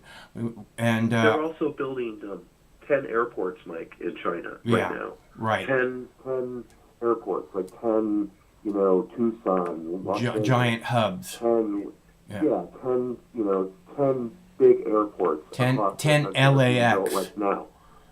Yeah, large airports are being built, 10 of them. And we haven't had a new airport built on that scale in the United States for a long time. And the other thing is that China, because it is its state bank, the government controls the bank, it can determine its infrastructure programs without interest and without paying off all these middle people to transfer money back and forth from one place to the other. Which is big business and really fucks up, a transfer of, billions of dollars. You get totally fucked on that. And that's what Joe Biden's infrastructure program was about. It was about contracts to friends. Right. So here, it's just like the mafia, in the 1950s.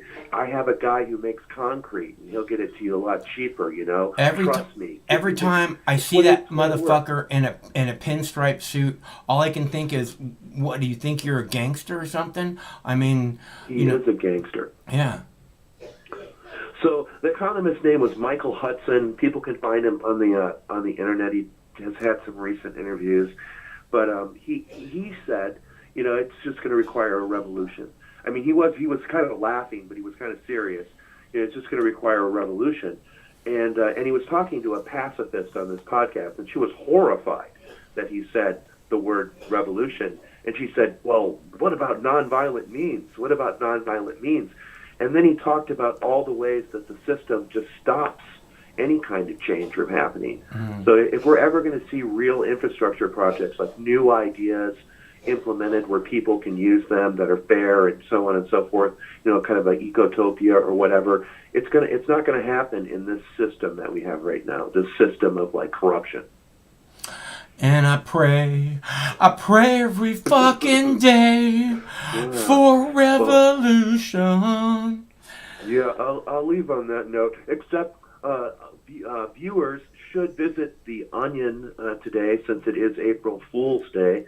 And the lead story at The Onion today was about a future Wells Fargo employee is being trained how to commit crime at his new job. And it's about an HR person having an interview with a Wells Fargo employee about how they should psychologically approach their job since they're going to be committing a lot of crime. Those guys are very funny. They can, and it is April Fool's Day, which means we are in full spring mode.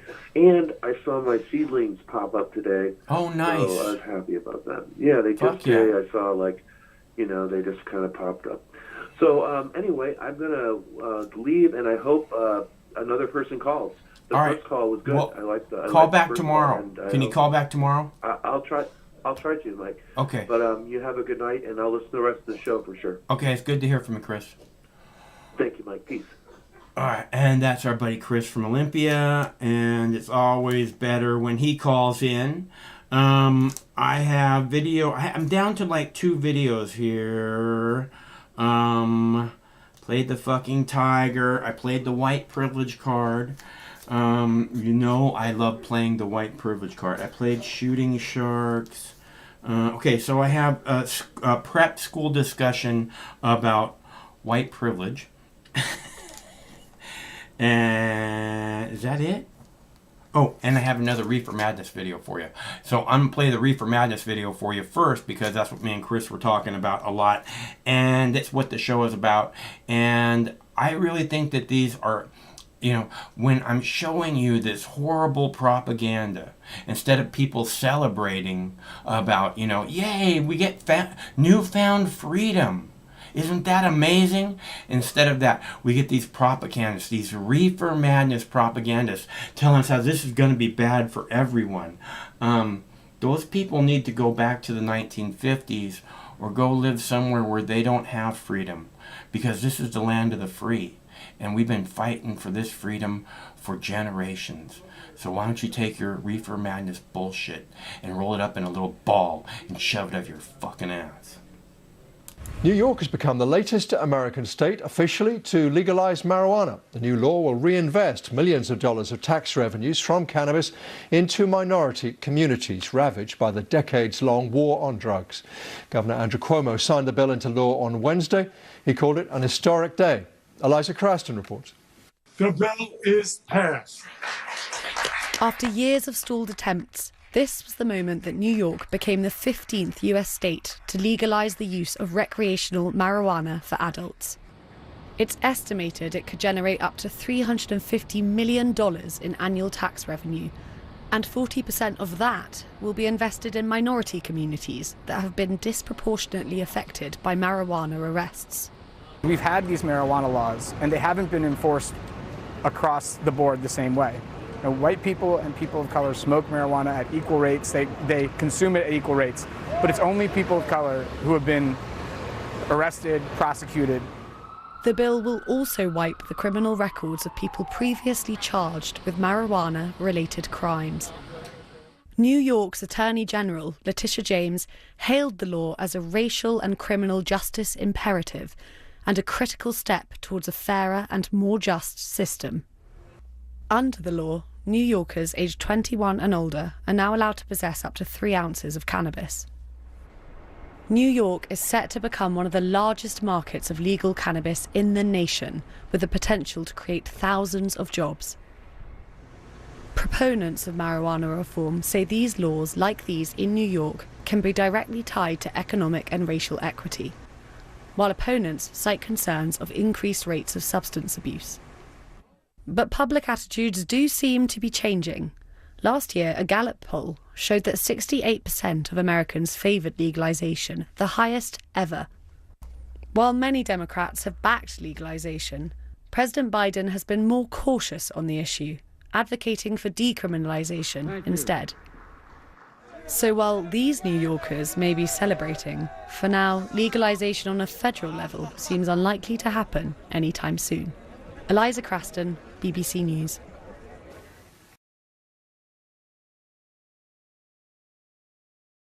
I mean, this coalition of misfits, and they cobble together and they don't attack each other, they stay united. I wish the coalition of misfits, and they cobble together and they don't attack each other, they stay united. Coalition of misfits, and they cobble together and they don't attack each other, they stay united. Coalition of misfits, and they cobble together and they don't attack each other, they Sorry, I just need a minute or two of that. I mean, we didn't even do a minute of it, so I just need a couple seconds of it. If I could only get a couple seconds of it. Let's see. Okay, so prep school discussion on white privilege, or that's it. That's the only video I have left. Oh, I have one other one besides that. But that's what I have. If you guys want to call, now's the time to do it. The number's on the screen. I'd love to hear from you. Otherwise, I'm going to play this video, and then I'm gonna go do something else. Because I came to talk with phone callers, play videos, and take fat dabs. And I'm almost out of videos. So now's your chance. A Chicago area prep school is coming under scrutiny for a recent questionnaire given to students. High school juniors at Loyola Academy were asked questions about race, including this one. How do you benefit from white privilege, and how have you held on to that belief despite knowing the harm it does? A Loyola Academy spokesperson says the controversial questions are no longer being used, but the school will continue to implement a structured study of racism as part of their ethics curriculum. And we are joined now by Charlie Kirk, founder of Turning Point USA. That's a group that aims to educate students about conservative values in high schools and also in colleges. Charlie, thanks for your time. The idea here, I'm sure, is to get students to think. Is it the assignment you didn't like here, or was it the execution of it? Well, all of it. I mean, the idea of white privilege is a racist idea, not rooted in any sort of truth whatsoever. I grew up right down the street from Loyola Academy, which is one of the main reasons I spoke out against this. I know the area really well. I went to Wheeling High School, and we had none of this garbage in our high schools a decade ago. And I could tell you, going to a high school that was 53% Hispanic, English as a second language, we got along with each other, mostly because we were told not to care about skin color and instead care about people's character. Now we're doing the opposite in our country. We're almost putting a premium on the melanin content in people's skin. And I could tell you right now, this leads in a very dark and dangerous direction. And I see it manifesting in a variety of different ways, not in just high schools, but college campuses and corporations and our United States military. It's originating of an idea called critical race theory. So happy to expand on it more, but I could tell you that that is not reflective of the suburban Chicago values that I knew when I grew up. So if we were to change the question to say, maybe how would you define white privilege, and what does that phrase mean to you? Or what is racial inequity, and have you ever seen examples of it in your life? Again, that would be, to me, an interesting conversation. Would you be okay with that? Well, not really. Again, why does skin color matter? That's the whole point. Is like as soon as you start talking about skin color, then you're inherently having a racist conversation. How about two-parent privilege? That's a real thing.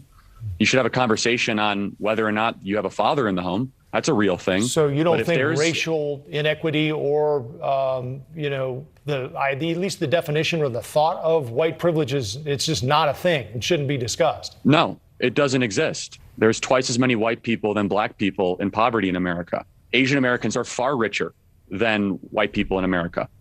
You go through rural Appalachia, southeastern Ohio, or West Virginia.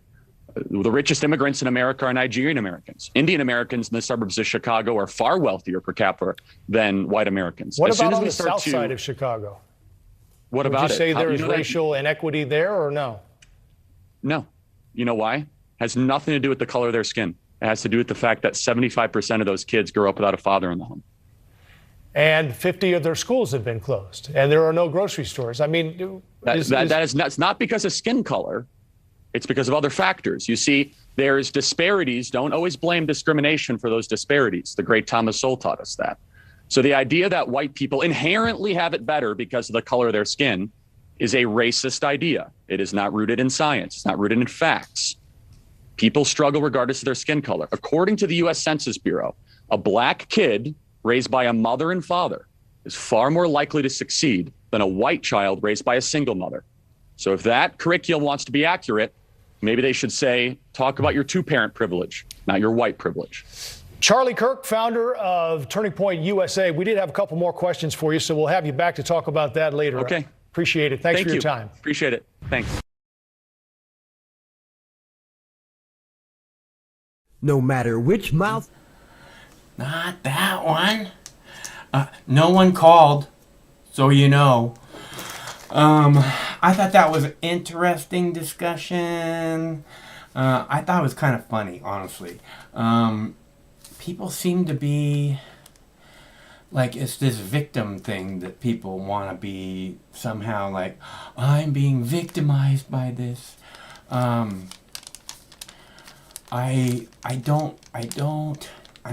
would say I don't know why, but it kind of, you can see why, oh, you can't do something to me. I'm already being victimized by this and this and this, but it's weird, I guess it's not weird. I don't know. It just seems like part of the division plan, right? Part of the division programming. These people are doing this to me, and these people are doing this to you, and they're all a threat to me. It's this fear, it's this division, it's this to break them down into the smallest groups we can, and then it'll be easy to conquer them, which is exactly what's going on. So we're all on the same page. Okay, so this is going to be your last chance to call, people. I'm giving you the 2-minute warning, and I'd love to hear from you. Sometimes life can be a little overwhelming. Sometimes the weight of the world can be too much to bear. Sometimes you need to stop worrying and take a deep breath. Sometimes you need cannabis. Introducing Brightside, high-quality cannabis delivered right to your door. Brightside offers an extensive menu of strains and products to meet your needs. Choose the experience you want, and we'll send you the dankest herb, the real sticky icky, some top-shelf marijuana. If you like what we send you, keep the whole jar. We'll even include some nugs for you to blaze. As part of Discovery, you'll get to try new strains and products. Side effects may include euphoria, increased appetite, uncontrollable giggles, elevated sensitivity to musical dopeness, and reduced anxiety. Tetrahydrocannabinol may also induce feelings of existential well-being and relentless optimism. With a Brightside subscription, you can get it once a month, once a week, or whenever you want, all at a price you'll like. And yes, this is a real company. Do you know who I am? You're the wizard. Ask your doctor if cannabis is right for you. It probably is. Keep it Brightside. That is one of the happiest looking people I've ever seen. And that's what you get from cannabis. Go ahead. We have Aaron on the line. How's it going, Aaron? Oh, it's going all right. They are very happy looking, and I'm not against weed at all. But, you know, they're just giving us one right while taking away all of our other rights. What is there to be afraid of? What is there to be, you know, like, people want to act like, you know, you said, I'm not against cannabis at all. What is there to be against, right? Oh, exactly. I smoke it myself, but they're distracting us while giving us one right, while taking away all of our other rights.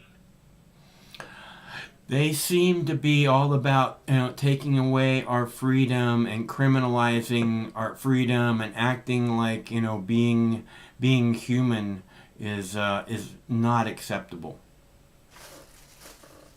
Oh, exactly. Just sick of them oppressing us all. Yeah, like they always do. Yeah, I talk all the time about how I believe that they're trying to suppress the next evolution of mankind because somehow they want to keep us in the 1950s, you know? Yeah, they want to keep us sedated and put Thorazine in the water and let us smoke a lot of weed. And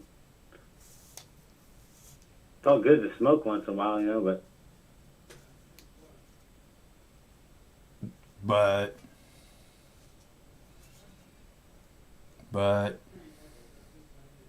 I wake up in the morning and I start my day with a big fat brownie. So I don't know about it's okay to smoke once in a while.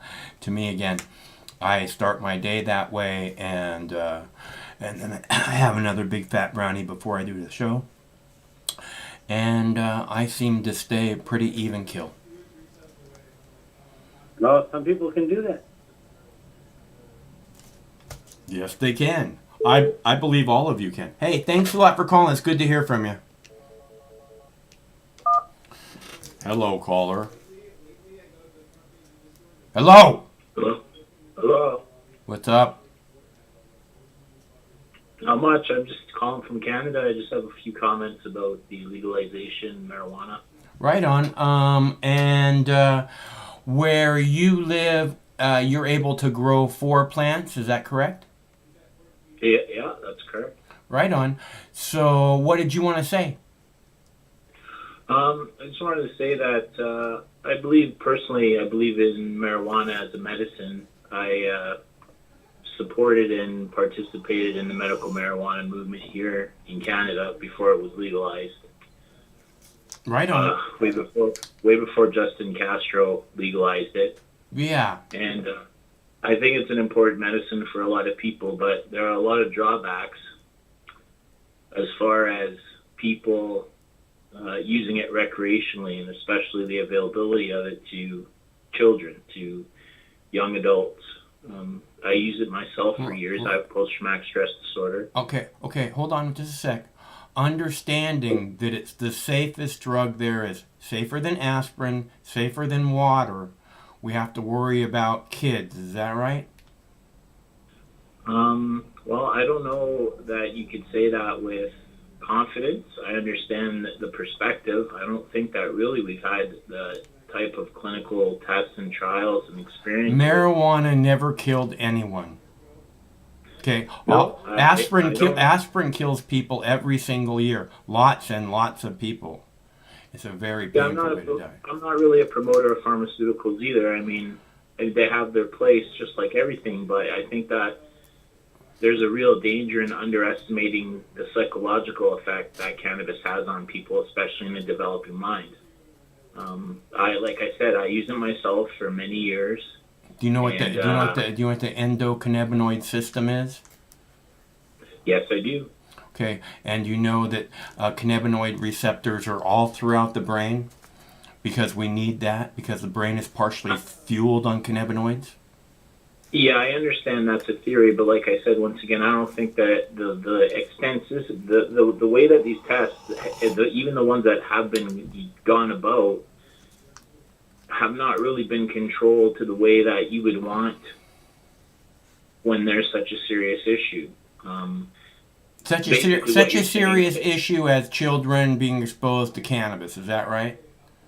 as their the development of the brain. And do you have equal concerns about an untested vaccine that they're trying to shove in every kid's arm?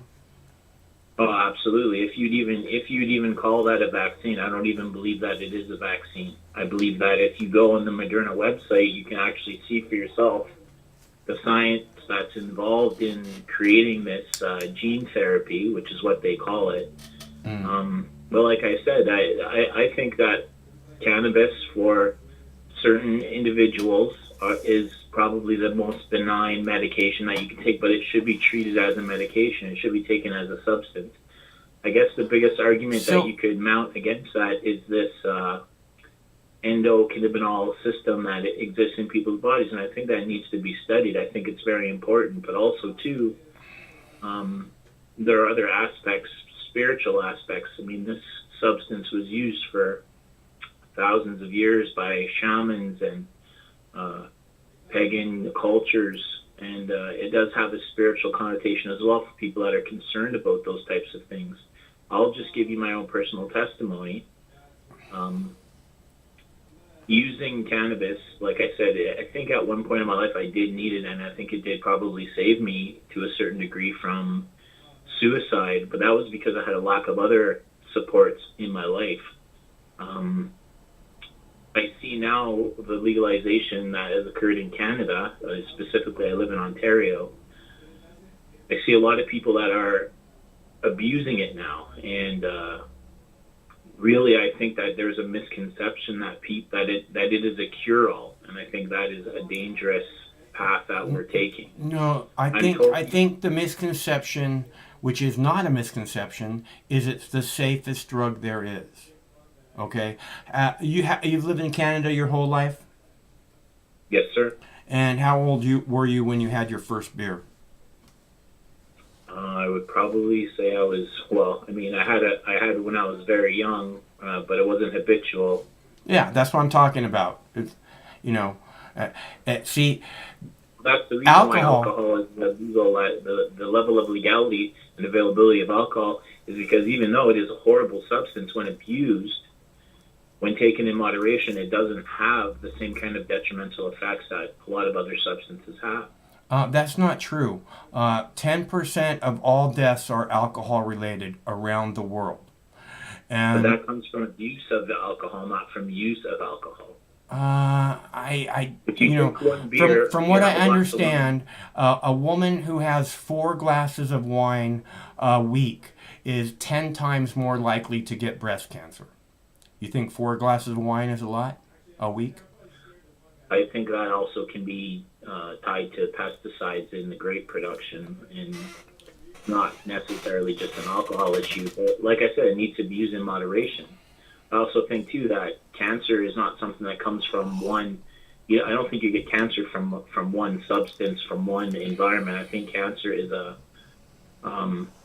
disorder that affects you after being exposed to multiple sources. We live in a freaking chemical. We live in a fucking chemical spill, dude. No, I totally agree with you, and it's sad, but I just, as somebody who's lived with legalization and marijuana around them their entire life, pretty much, I just think that people really are taking too much of a laissez-faire attitude towards it, and I do appreciate your position, and I do think it's very ridiculous that there are people that could benefit from this substance that have, I've seen children suffer, and I've seen parents go to jail that should have had access to this 20 years ago.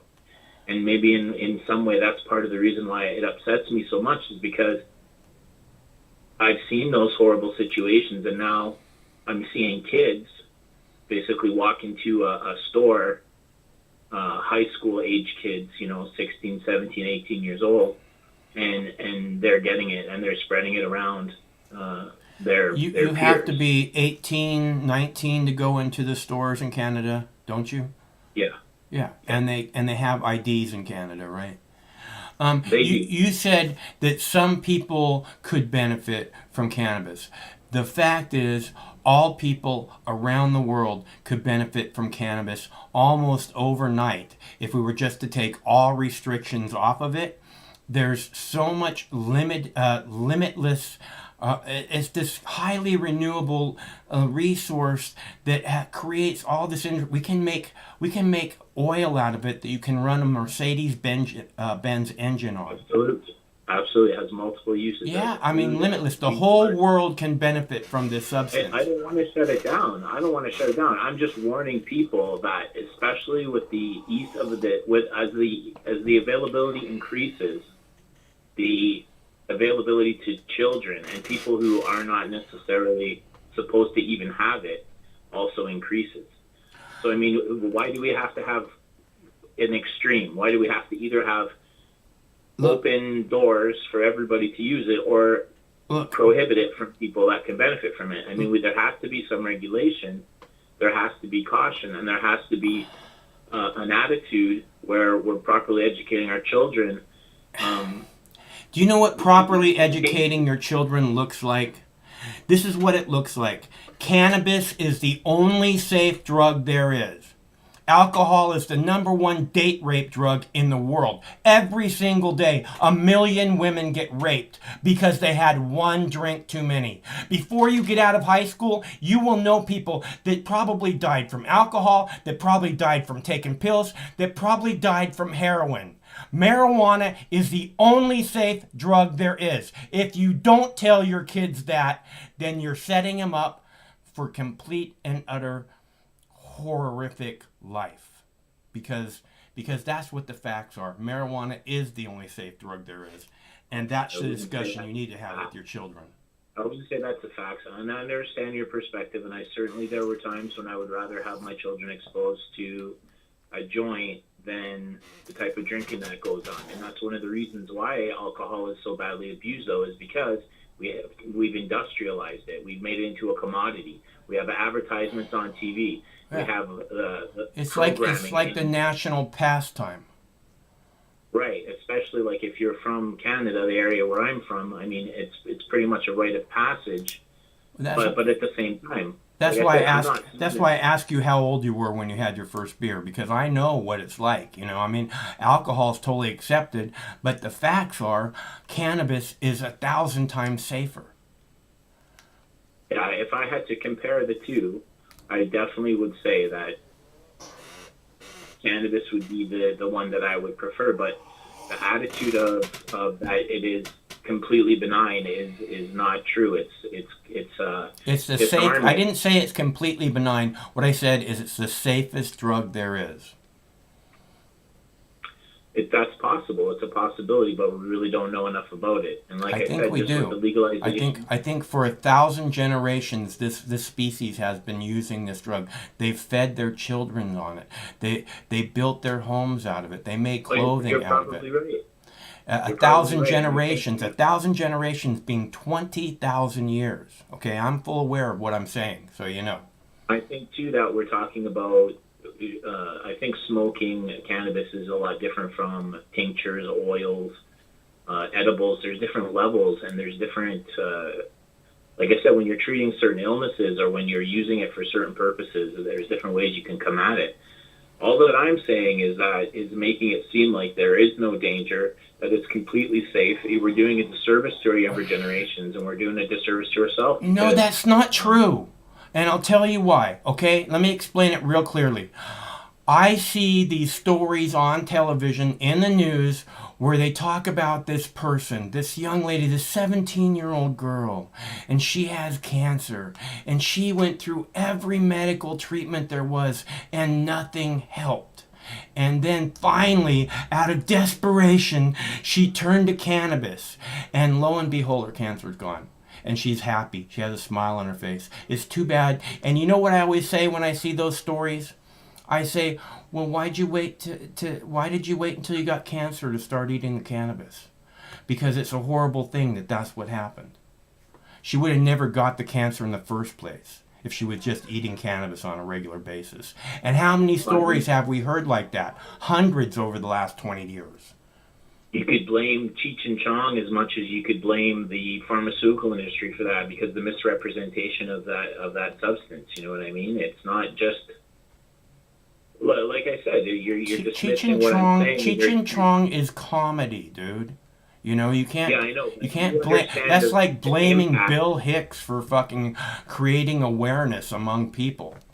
You know. You're telling me that the impact of these media icons like Cheech and Chong or Harold and Kumar, that when kids watch these things or exposed to these things, that it doesn't help them to develop the attitude and perspective towards the substance that is prominent? Which again, if they're guided properly by their parents, they will know that regardless of what other drugs they're doing in the movie, the only safe one there is cannabis. And if you don't teach them that, and then they go and OD on pills, they go and OD on alcohol, they go and OD on meth, they go and OD on heroin, how much responsibility do you have? Because you didn't tell them the fucking truth. Yeah, well, I like I said, I'm not saying that. What I'm saying is that that's one perspective. That's one extreme. The other extreme is teaching them that it's okay to just use it without any kind of understanding of the consequences, which we don't have as a society. It hasn't been studied. Again, we don't really know.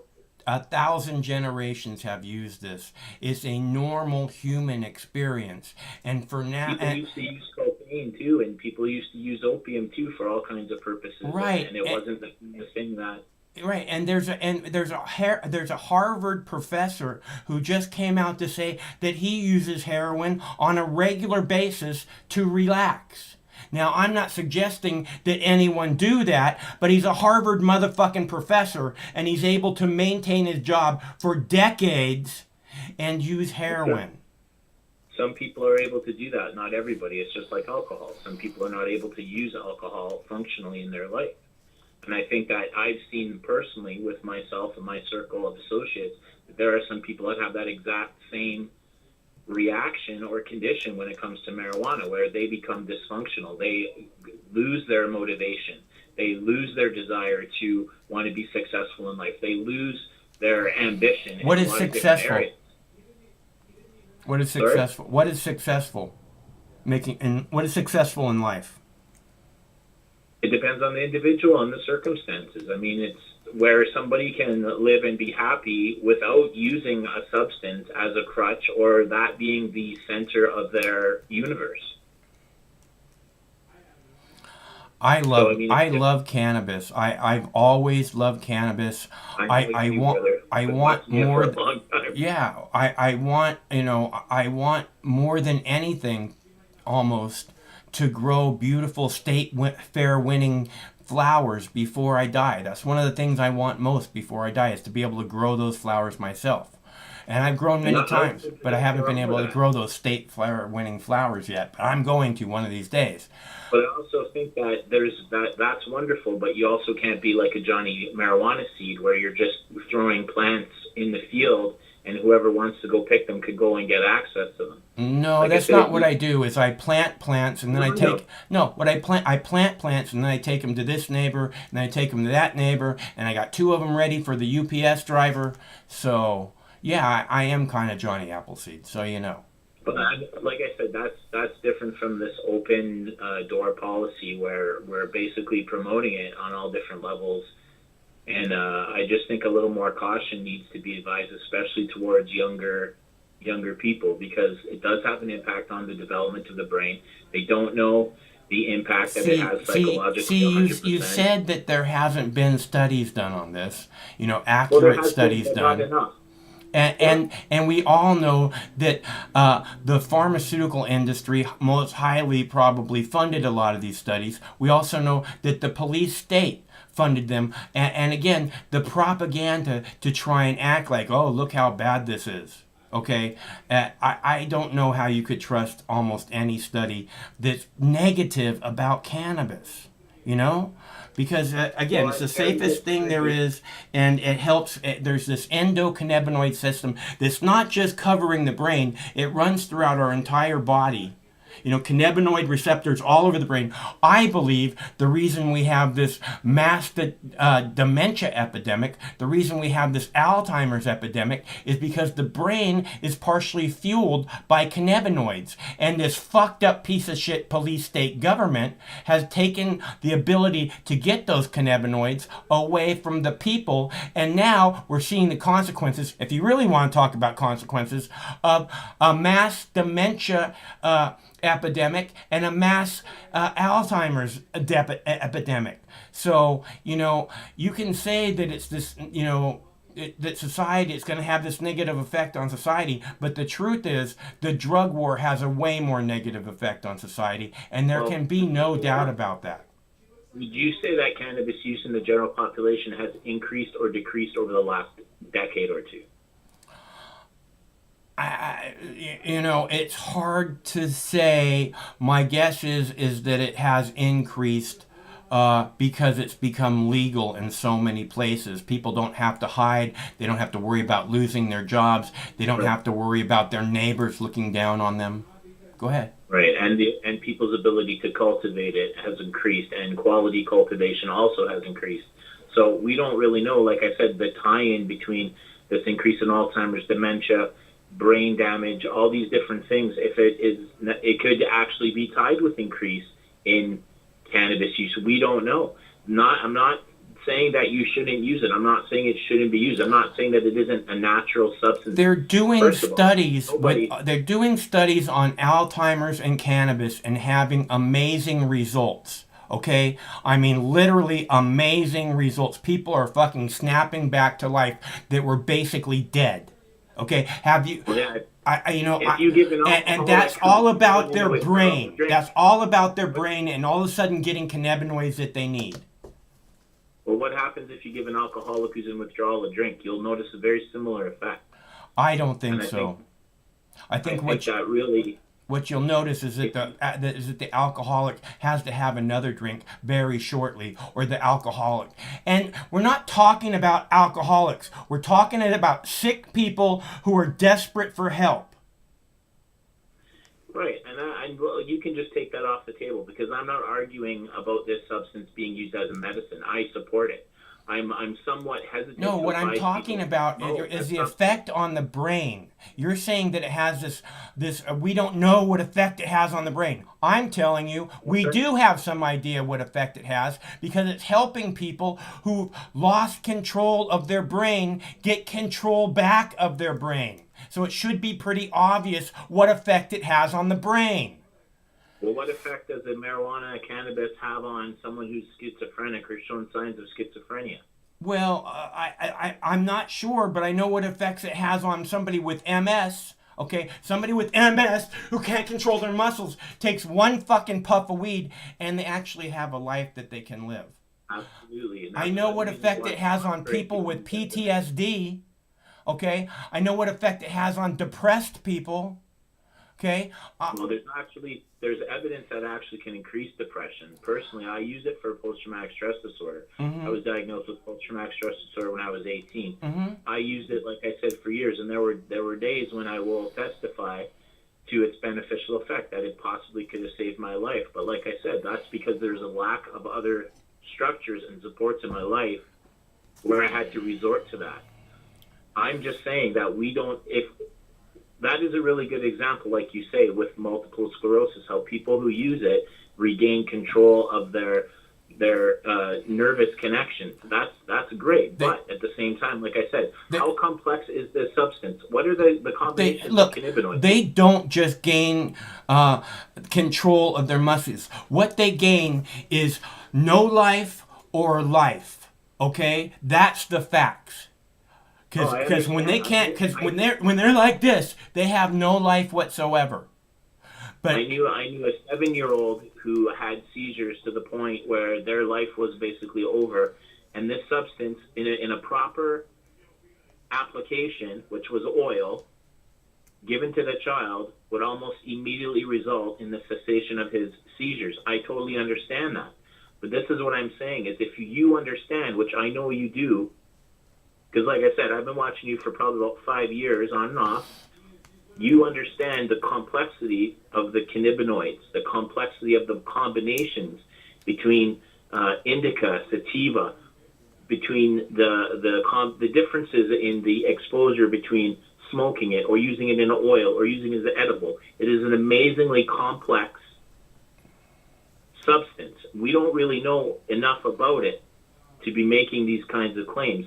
I agree with you. Where it's shown that there is positive results, we should continue to use it. I don't see any detriment to giving oil to someone who has MS, to a child who's suffering from seizures. I have no problem with that. How about a child who they want to fucking drug because she's acting out in school? How about that? Should we give them pharmaceuticals or should we let them have a little bit of cannabis? As a replacement for Adderall or Ritalin, I also supported that. I also fought for that, and I agree with that. But what we don't understand, like I said, is when you give these things this carte blanche approach, where your kids are basically, like my daughter suffered from what they diagnosed as ADHD. I knew she didn't have ADHD. We fought very hard to get her re-diagnosed over and over again. Her mother continuously tried to give her Ritalin. We tried to go to court to stand in the way. We had to fight for years to be able to give her oil, cannabis oil. She was eventually re-diagnosed as having a motor sensory dysfunction. We were successful in staving off the Ritalin, but we never won the right to be able to administer cannabis oil. She went out on her own and started smoking marijuana. She had mental problems. The smoking the cannabis exacerbated the mental problems to the point where she was suicidal in the hospital because without being able to smoke cannabis all day, every day, her life became meaningless in her own words, and she didn't want to continue to go on. So this is the types of things that I'm saying. Is there such a thing as treatment for proper ailments, for proper dysfunctions and disorders, and they're using it in a way that could actually lead somebody to harm themselves, to do things. And it's not a matter of giving them Ritalin or giving them Adderall or giving them pharmaceuticals. It's just a matter of being able to use the proper dosing, to use the proper application.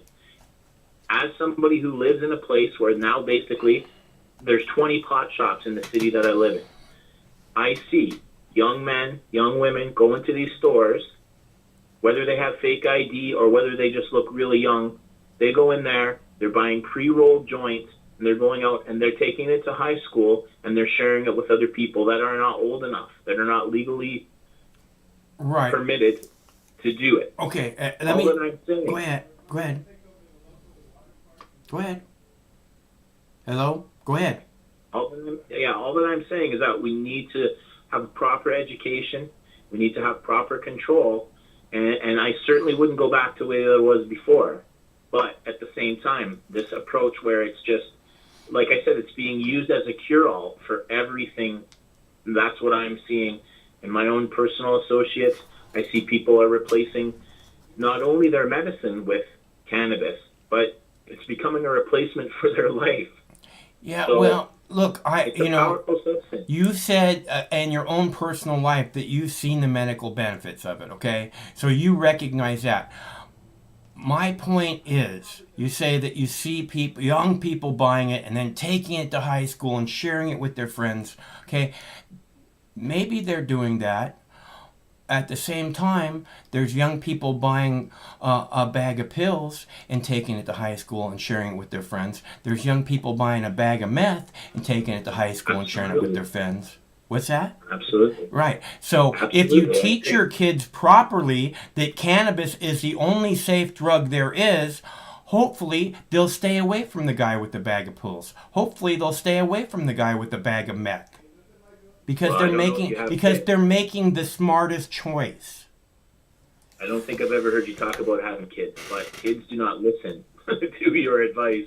And when kids are in the situations that they get into with peer pressure, go to a party, have a couple drinks, I'm sure that you have been in these situations yourself where there's not always the type of control that's necessary for people to make the right decisions. Okay, look, no matter what you do. Look, you have a daughter, Alcohol is the #1 date rape drug in the world. Okay, if you don't teach her that, you know, then again, you know, if she goes to a party and she's drinking, you know, and she doesn't know that alcohol is the #1 date rape drug in the world, that every day 1 million women get raped because they had one drink too many. If this isn't explained to her, if you don't explain that by the time she gets out of high school, she'll know multiple girls who have been raped because they had one drink too many. If you don't explain this, and then she goes to a party and starts drinking, you don't explain that cannabis is the only safe drug there is, at least you tried. But if you don't... No, and I did. And I did. I did educate my children very much about all drugs because I grew up abusing alcohol. I grew up abusing drugs. I lived in a home where drugs were...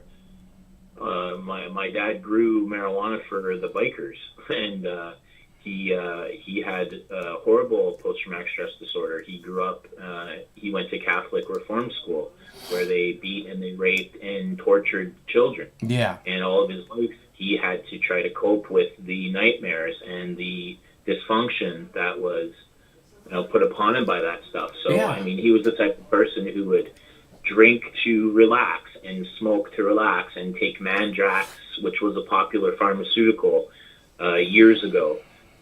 Mandrakes or Mandrax, which was a sedative. Yeah, I don't know what that sort is. of like lorazepam. Yeah. And you know, used cocaine to have a good time. I grew up thinking that drugs were basically okay as long as you were able to handle them. Alcohol was ever present in our home, and like I said, I had problems in my own life, and even though, like I said, at one point in my life, marijuana did benefit me also too. I feel like, you know, it does demotivate you. It does replace sometimes. Instead of, you know, going to counseling or getting proper therapy, that you will just rely on marijuana. It becomes a crutch, and it becomes Look, I've eaten marijuana for the last 25 years, okay? My work has been on the front page of the busiest website in the world, YouTube, more than a dozen times. My work has been on the front of Huffington Post hundreds and hundreds of times. Okay, my face has been on the front page of the Seattle Times 4 times out of 9 articles. I fought a case in the Washington Supreme Court, which I won on free speech. Okay, cannabis doesn't sap your fucking efforts to be whatever it is you want to be. It's something else that does that. I think that I think you're right. I can't blame cannabis for my own lack of motivation, but I don't think that it helped. And I think that, like I said earlier, just like alcohol, I think it depends on your personality. Just like some people have addictive personalities, they're able to detach from those types of substance abuses or uses, whatever you want to classify it as. Some people can't. I wasn't able to for years and years and years. But I don't do other drugs, okay? I do cannabis. I'm not drinking. I'm not using cocaine. I'm not using meth. I don't do any other drugs. So, well, I think it's a good thing. But you don't really know because you can't. How can you live your life knowing what it would be like without cannabis? What I know is what I have accomplished in life. Very few people can say I've done that too.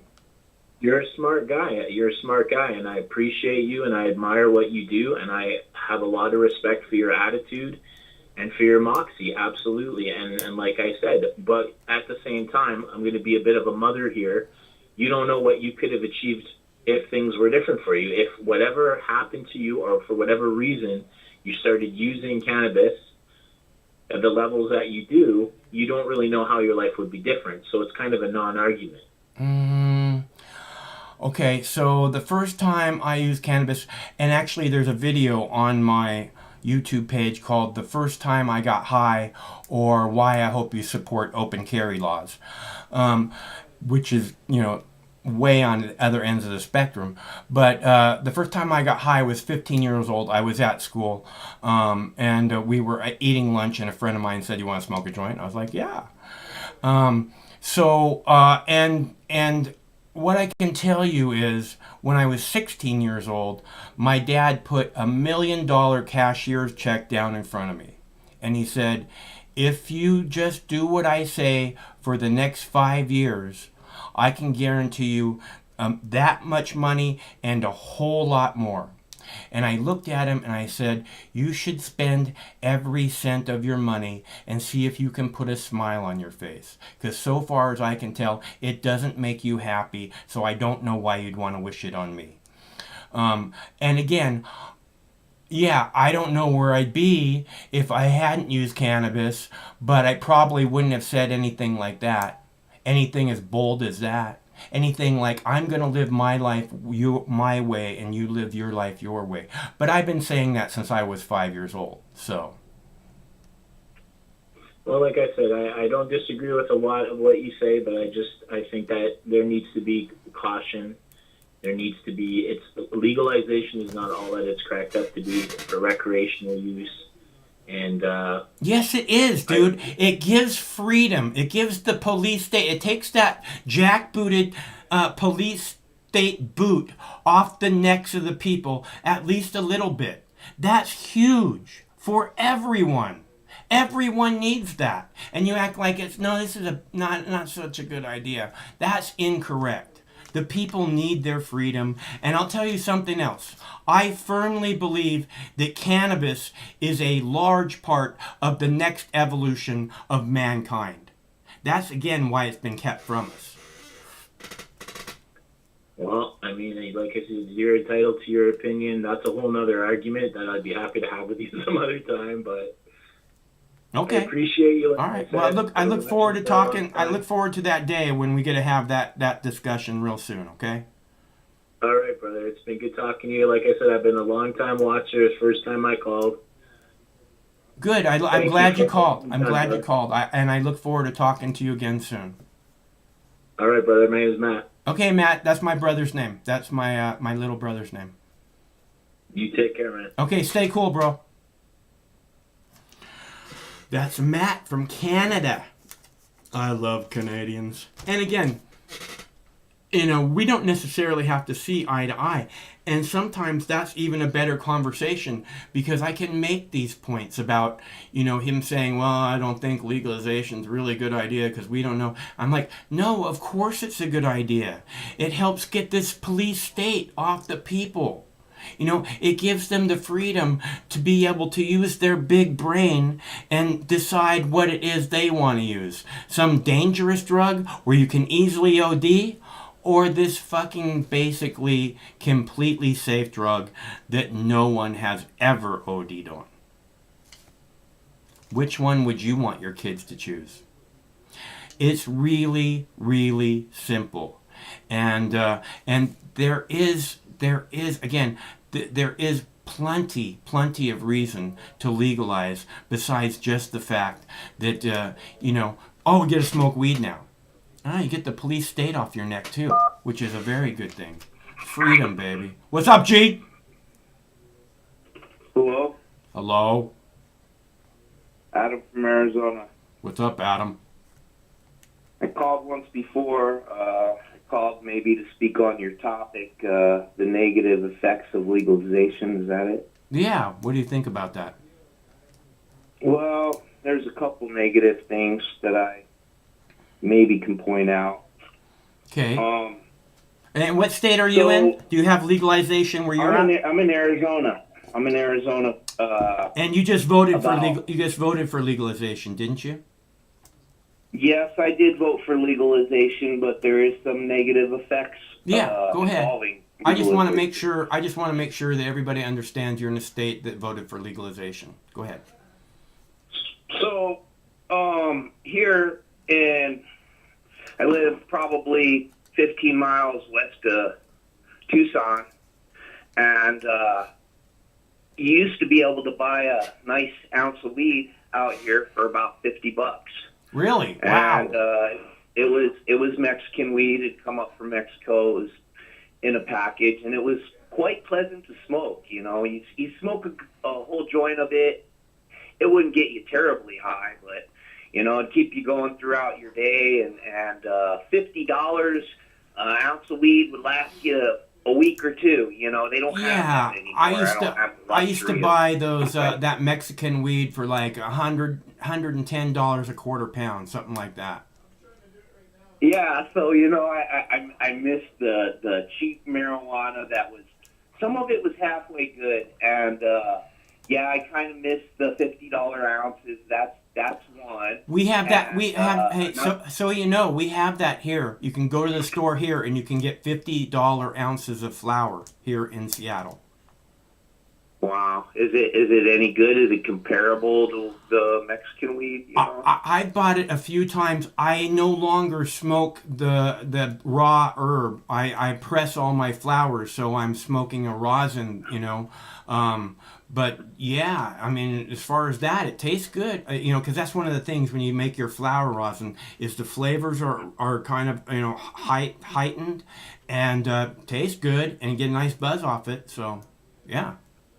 So another problem that I see here is the people that did bring the marijuana up here are now out of business. So now they started bringing up large amounts of black tar heroin and flooded Pima County pretty much with all kinds of meth and heroin. And, you know, the younger generation is a lot more into that nowadays, it seems like. What used to be. And another thing that I think that legalization will ruin is the marijuana itself. They will take all the beneficial chemicals out of it, and anything that can heal you or cure you, they'll figure out in a lab that it can help you, and they'll take it right out and remake the plant and say, oh, here's the same plant, but it won't have the beneficial little cannabinoids or who knows what it is that can help cure cancer. You know, they still don't know, but they'll keep making the plant in these dispensaries, you know, in these big farms, and they'll take out, without the people knowing about it, the beneficial goodness of marijuana. Which is why you want to grow your own weed, and a whole lots of other reasons. But I agree that's what that's kind of the plan, right? Like you're saying, they're going to say, oh, you can only have Monsanto weed or whatever, right?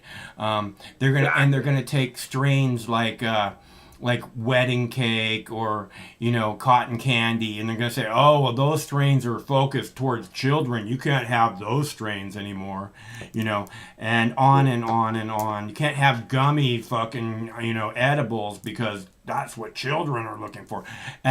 Again, it's the safest thing there is, and that's one of my big fears about legalization also, is that the government's gonna just get so much overly involved like they already are. It's almost like we're not gonna have legalization. Yeah, look, when they I take my own state for example, when they made medical marijuana legal here, and so they make it so a small time grower, you know, someone like me who wants to tinker around to try to make something, they don't give us an available way to bring forth our product. Instead, they just make it to where the big boys are the only ones that can do it. And any small-time grower has to pay so much money in insurance and everything else that there's no way a small-time grower can even get into it. Yeah. And, no, it's really unfortunate. That's another thing about legalization. this regulation bullshit. My idea of legalization is people growing their weed in their backyard, people growing their weed in their closet, in their grow tent, whatever. And then if they grow really good weed, going down to the farmer's market and selling it to people who know to come there because you have the fucking best weed they've ever tasted. You know, just like other reasons that people go to the farmer's market, to buy tomatoes, to buy flowers, you know, all these different things that are the best they've ever had, and we got to go there to get them. You know, people should be able to sell weed like that. For the big boys, and that's it, man. They only let the big boys I hear take over you. here. I hear you. That's what they're going to do in place after place, and I know that you know, it's just, this is the big problem with legalization, is that the government still got its fucking dirty little nose all over shit. And we got to get rid of this police state, man. We don't need more regulation. What we need is more freedom. But yeah, I have my some old strains from long ago, and you know, I went to they legalized it here recently, and I went to a few of the, you know, just tried the sample of their product of what they had, and I was very unimpressed. Yeah, I don't like the stuff they have in the stores either. I don't like the stuff they have in the stores. I've said again and again and again, I'd much rather buy from my neighbor than what they have in the stores. And this is why I'd much rather grow it myself, again, because I believe the plant imprints on the people growing it, and it kind of tries to help you get what you really need out of it. At least the way I touch it, I talk to it, you know, I'm very, you know, touchy-feely. They're my beautiful babies. Don't you touch my beautiful babies. Yeah, so Washington, how many plants are you allowed to have up there? Unless you have a doctor's recommendation, you can have 0 plants. With a doctor's recommendation, you can have 15. So before you were allowed to have like maybe 6, is that correct? Before legalization in the medical, you were allowed to have 15. I've been medical for the last 18 or 19 years, and I've always been able to have 15 plants. You grow it outdoors there, or it rains too much? I during the summer, I always try and have an outdoor garden. I really like growing outdoors. I can use different organic fertilizers that I'm not sure are safe to use in the house, you know, in closed spaces. So you know, and they're stinky. You know, I like using the fish emulsions and the back guano and the worm castings. So it's all basically poop. Yeah, here in Arizona, you absolutely have to have a sativa for outdoors, because by the time October rolls around, it's still 100 degrees out. So you have to have something that finishes way later. Yeah, that's awesome, so though. It's kind of weird. It took me years to figure that out, living here. Yeah, that's you know, that's a big part of here too. Is you got to figure out, you know, what works and what doesn't work, because you know, they almost all the plants will say, oh, it's mold resistant, and it's like you find out, yeah, it can't handle the fucking rain at all. What the fuck are you talking about? You were talking about the older strains and stuff, the older genetics. I am supposedly getting from a seed bank coming my way 1961 genetics of purple haze. You know, the stuff Jimi Hendrix sang about. The old landrace stuff. So I got a couple strains when I went to Hawaii last time that are very old. One of them's a Tortugan Island strain, and the other one's the original Kona Gold. Yeah. And that's my awesome, favorite. Dude. That's Gold awesome. I love the weed in Hawaii. I mean, there was never, ever a time that I got weed there and it wasn't just so fucking good. I know, and you almost have to, for the really good strains, you almost have to go somewhere. You can't just expect to order them and it be as good as what the whatever article you're looking at says. Yeah. I always try to travel wherever I can go and immerse myself in the culture enough to meet some good growers. Yeah. You know, because that's the way to really really get the best strains is find these old-time growers that have been growing it for years. Yeah, I agree. I think that's probably the way to get the best strains. Although I really like a lot of what the seed banks are doing now. I really think a lot of the seed breeders of today are probably some of the most important people on the planet, because they're going to help a lot of people with important medicine that they desperately need to have. Oh, absolutely. Absolutely. But it would be nice if they opened it up enough for some of the smaller people. Yeah. Well, I just want all the rules off the cannabis. It's just bullshit that they want to limit the growth of flowers. Give me a fucking break. Yeah, I've always done that. I have quite a few friends still sitting in jail for stupid shit like probation violations or originally getting in trouble for pot. Yeah. Yeah, it's stupid. And, that's just stupid. They've ruined a lot of people's lives over the years that I know over marijuana. Yeah. Oh, yeah. Good people. Yeah. Good people. People who basically just smoke weed are like some of the best people on the planet. They're just like, they'll give you a hug every time you see them and shit, I know, and what the hell's wrong with the UN?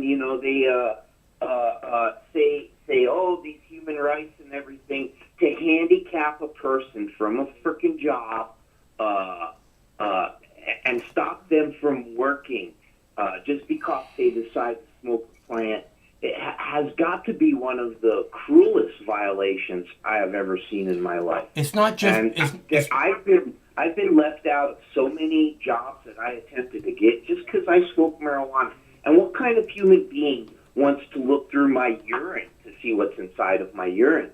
If there's marijuana in my urine, and it's just like the biggest form of humiliation.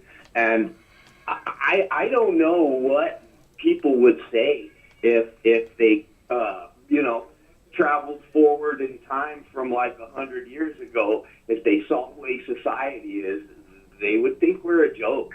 They really would. America was built on cannabis, and people don't realize that. George Washington said, the best advice I can give the American farmer is make the most of the hemp plant. Make the most of the hemp plant. That was George Washington's advice to the American farmer. And it's not just that. Like, every rope, every uniform, every sail used by the Navy, the U.S. Navy, the U.S. Army, the U.S. Air Force, every uniform, every rope, every sail made out of cannabis until like 1960 or something. You could pay your taxes. Yeah. You should watch the movie Hemp for Victory. And it talks all about how important cannabis was to the creation of this country. And it's a very old documentary. I don't know. It just seems like when you make someone drug test for a job who smokes marijuana, but they're allowed to take any kind of pharmaceuticals or even drink alcohol after work, it's a real hardcore, the most hardcore form of discrimination. They talk about discrimination against this race, that race, whatever. Homos, discrimination against homos. There is. Yeah, I agree. And you know why it is? You know why it's the worst kind of discrimination? Because it moves beyond those lines of, black people, Indian people. It's all people. Every race of people are being punished for this thing. Bernie Sanders said it's making cannabis illegal is institutionalized racism. And that's easy to understand what he's saying, that these, just a job alone. You can't work at a job because you smoke marijuana, so they're going to starve you. Yeah. What country that they think that's civilized? Yeah. That I don't want their civilization because that's what they think is good. And they can still do that in states where cannabis is legal. They can still test you. They do it here still. Yeah. It's legal here, and they still do it. They still will make you take a drug test for most jobs here, and it starves force people out. It's not fair. It's hardcore discrimination, and all these little agencies that they make that are supposed to go after people that discriminate. None of them. None of them will say a thing about the drug tests are only designed to catch someone who's a stoner. Yeah, absolutely. I mean, there's just the idea that, people who use cannabis are bad people, or that, somehow they should be punished more than people who use alcohol or whatever else. Again, it's the safest substance there is as far as picking a drug to use. And this is something normal, okay? Being the tippy top of the food chain, the big-brained, upright walking, tippy top of the food chain, you are able to make decisions like this. Like, I like it when I eat papayas. I like it when I drink coffee. I like it when I smoke weed. And that's what's been done for 1,000 generations. 20,000 years until we get to the 20th century, and all of a sudden being normal human activity is criminalized and looked down upon, and those people are now the scum of the earth. Yeah, well, there's a large part of the population like me that like to be left alone, and for my whole life, it seems like the government hasn't been able to leave people like me alone to do what we want to do, Yeah. Anyway, Mike, my phone's dying. Okay. I wanted to thank you for your platform and letting me express my beliefs about marijuana. Yeah, well, I hope we hear back from you too again soon. All right. Thanks again. Okay. Stay cool. All right. And, I think it's pretty obvious, and what he was saying is correct. This is some of the negative effects of legalization of marijuana, is also that the government is going to do something like, you can only grow these strains, and those strains are only going to come from some outlet like Monsanto, and those are the only strains that are now available in the dispensaries.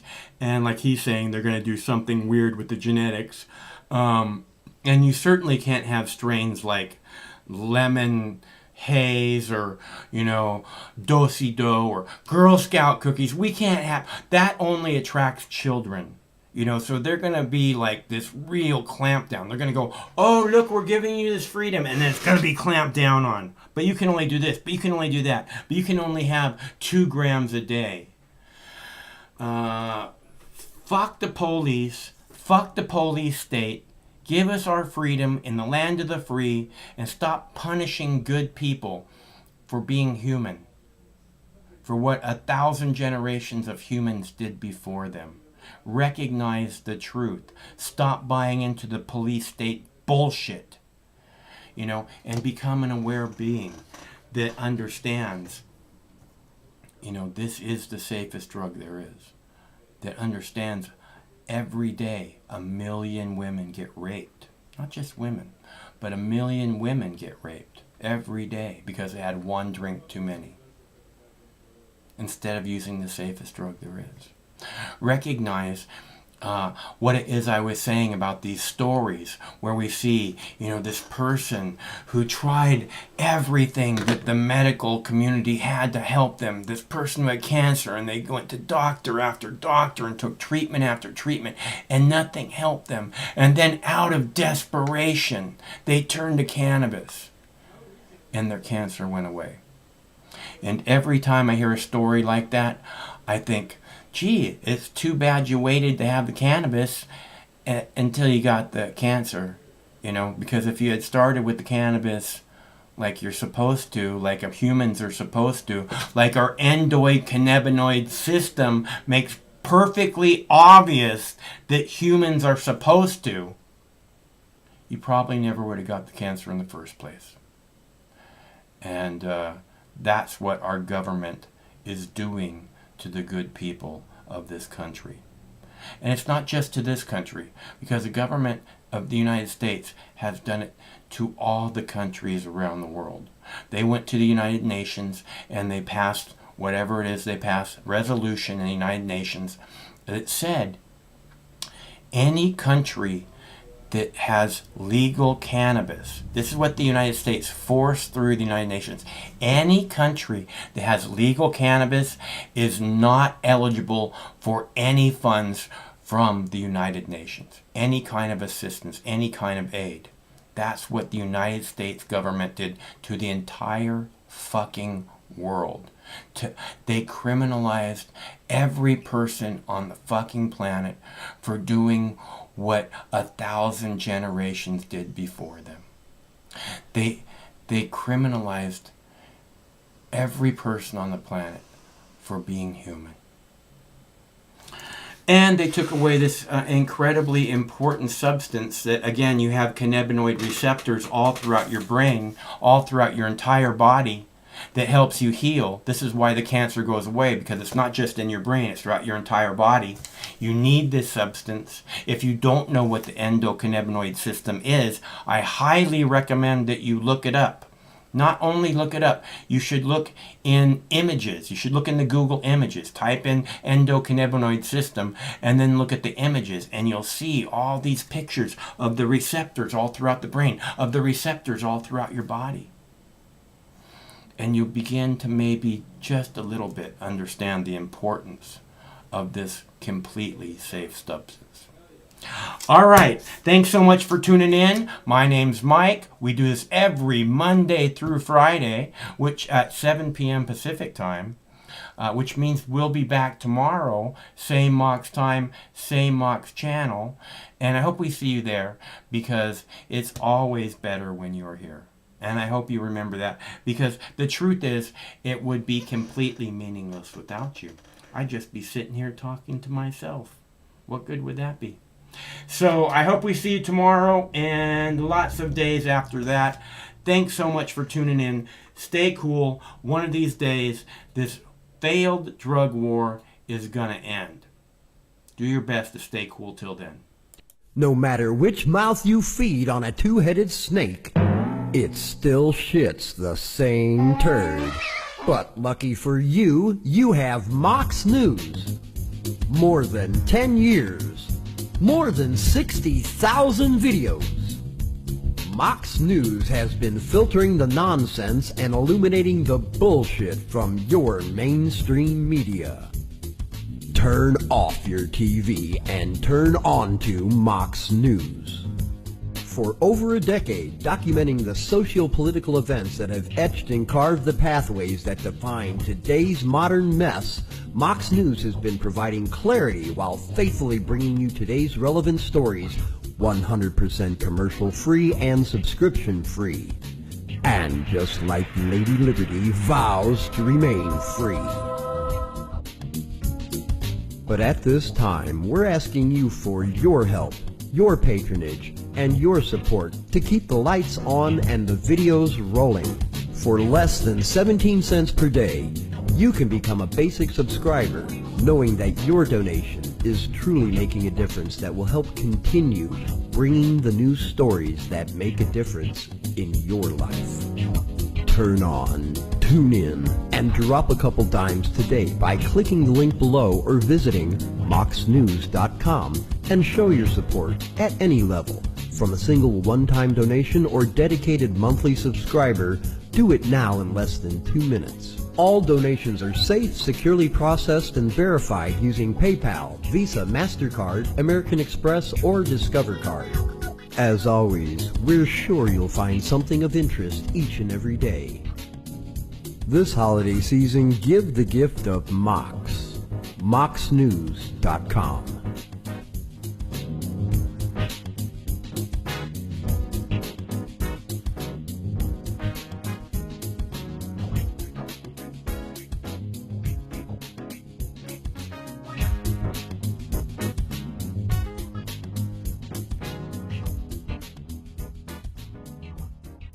I mean, This coalition of misfits, and they cobble together and they don't attack each other. They stay united.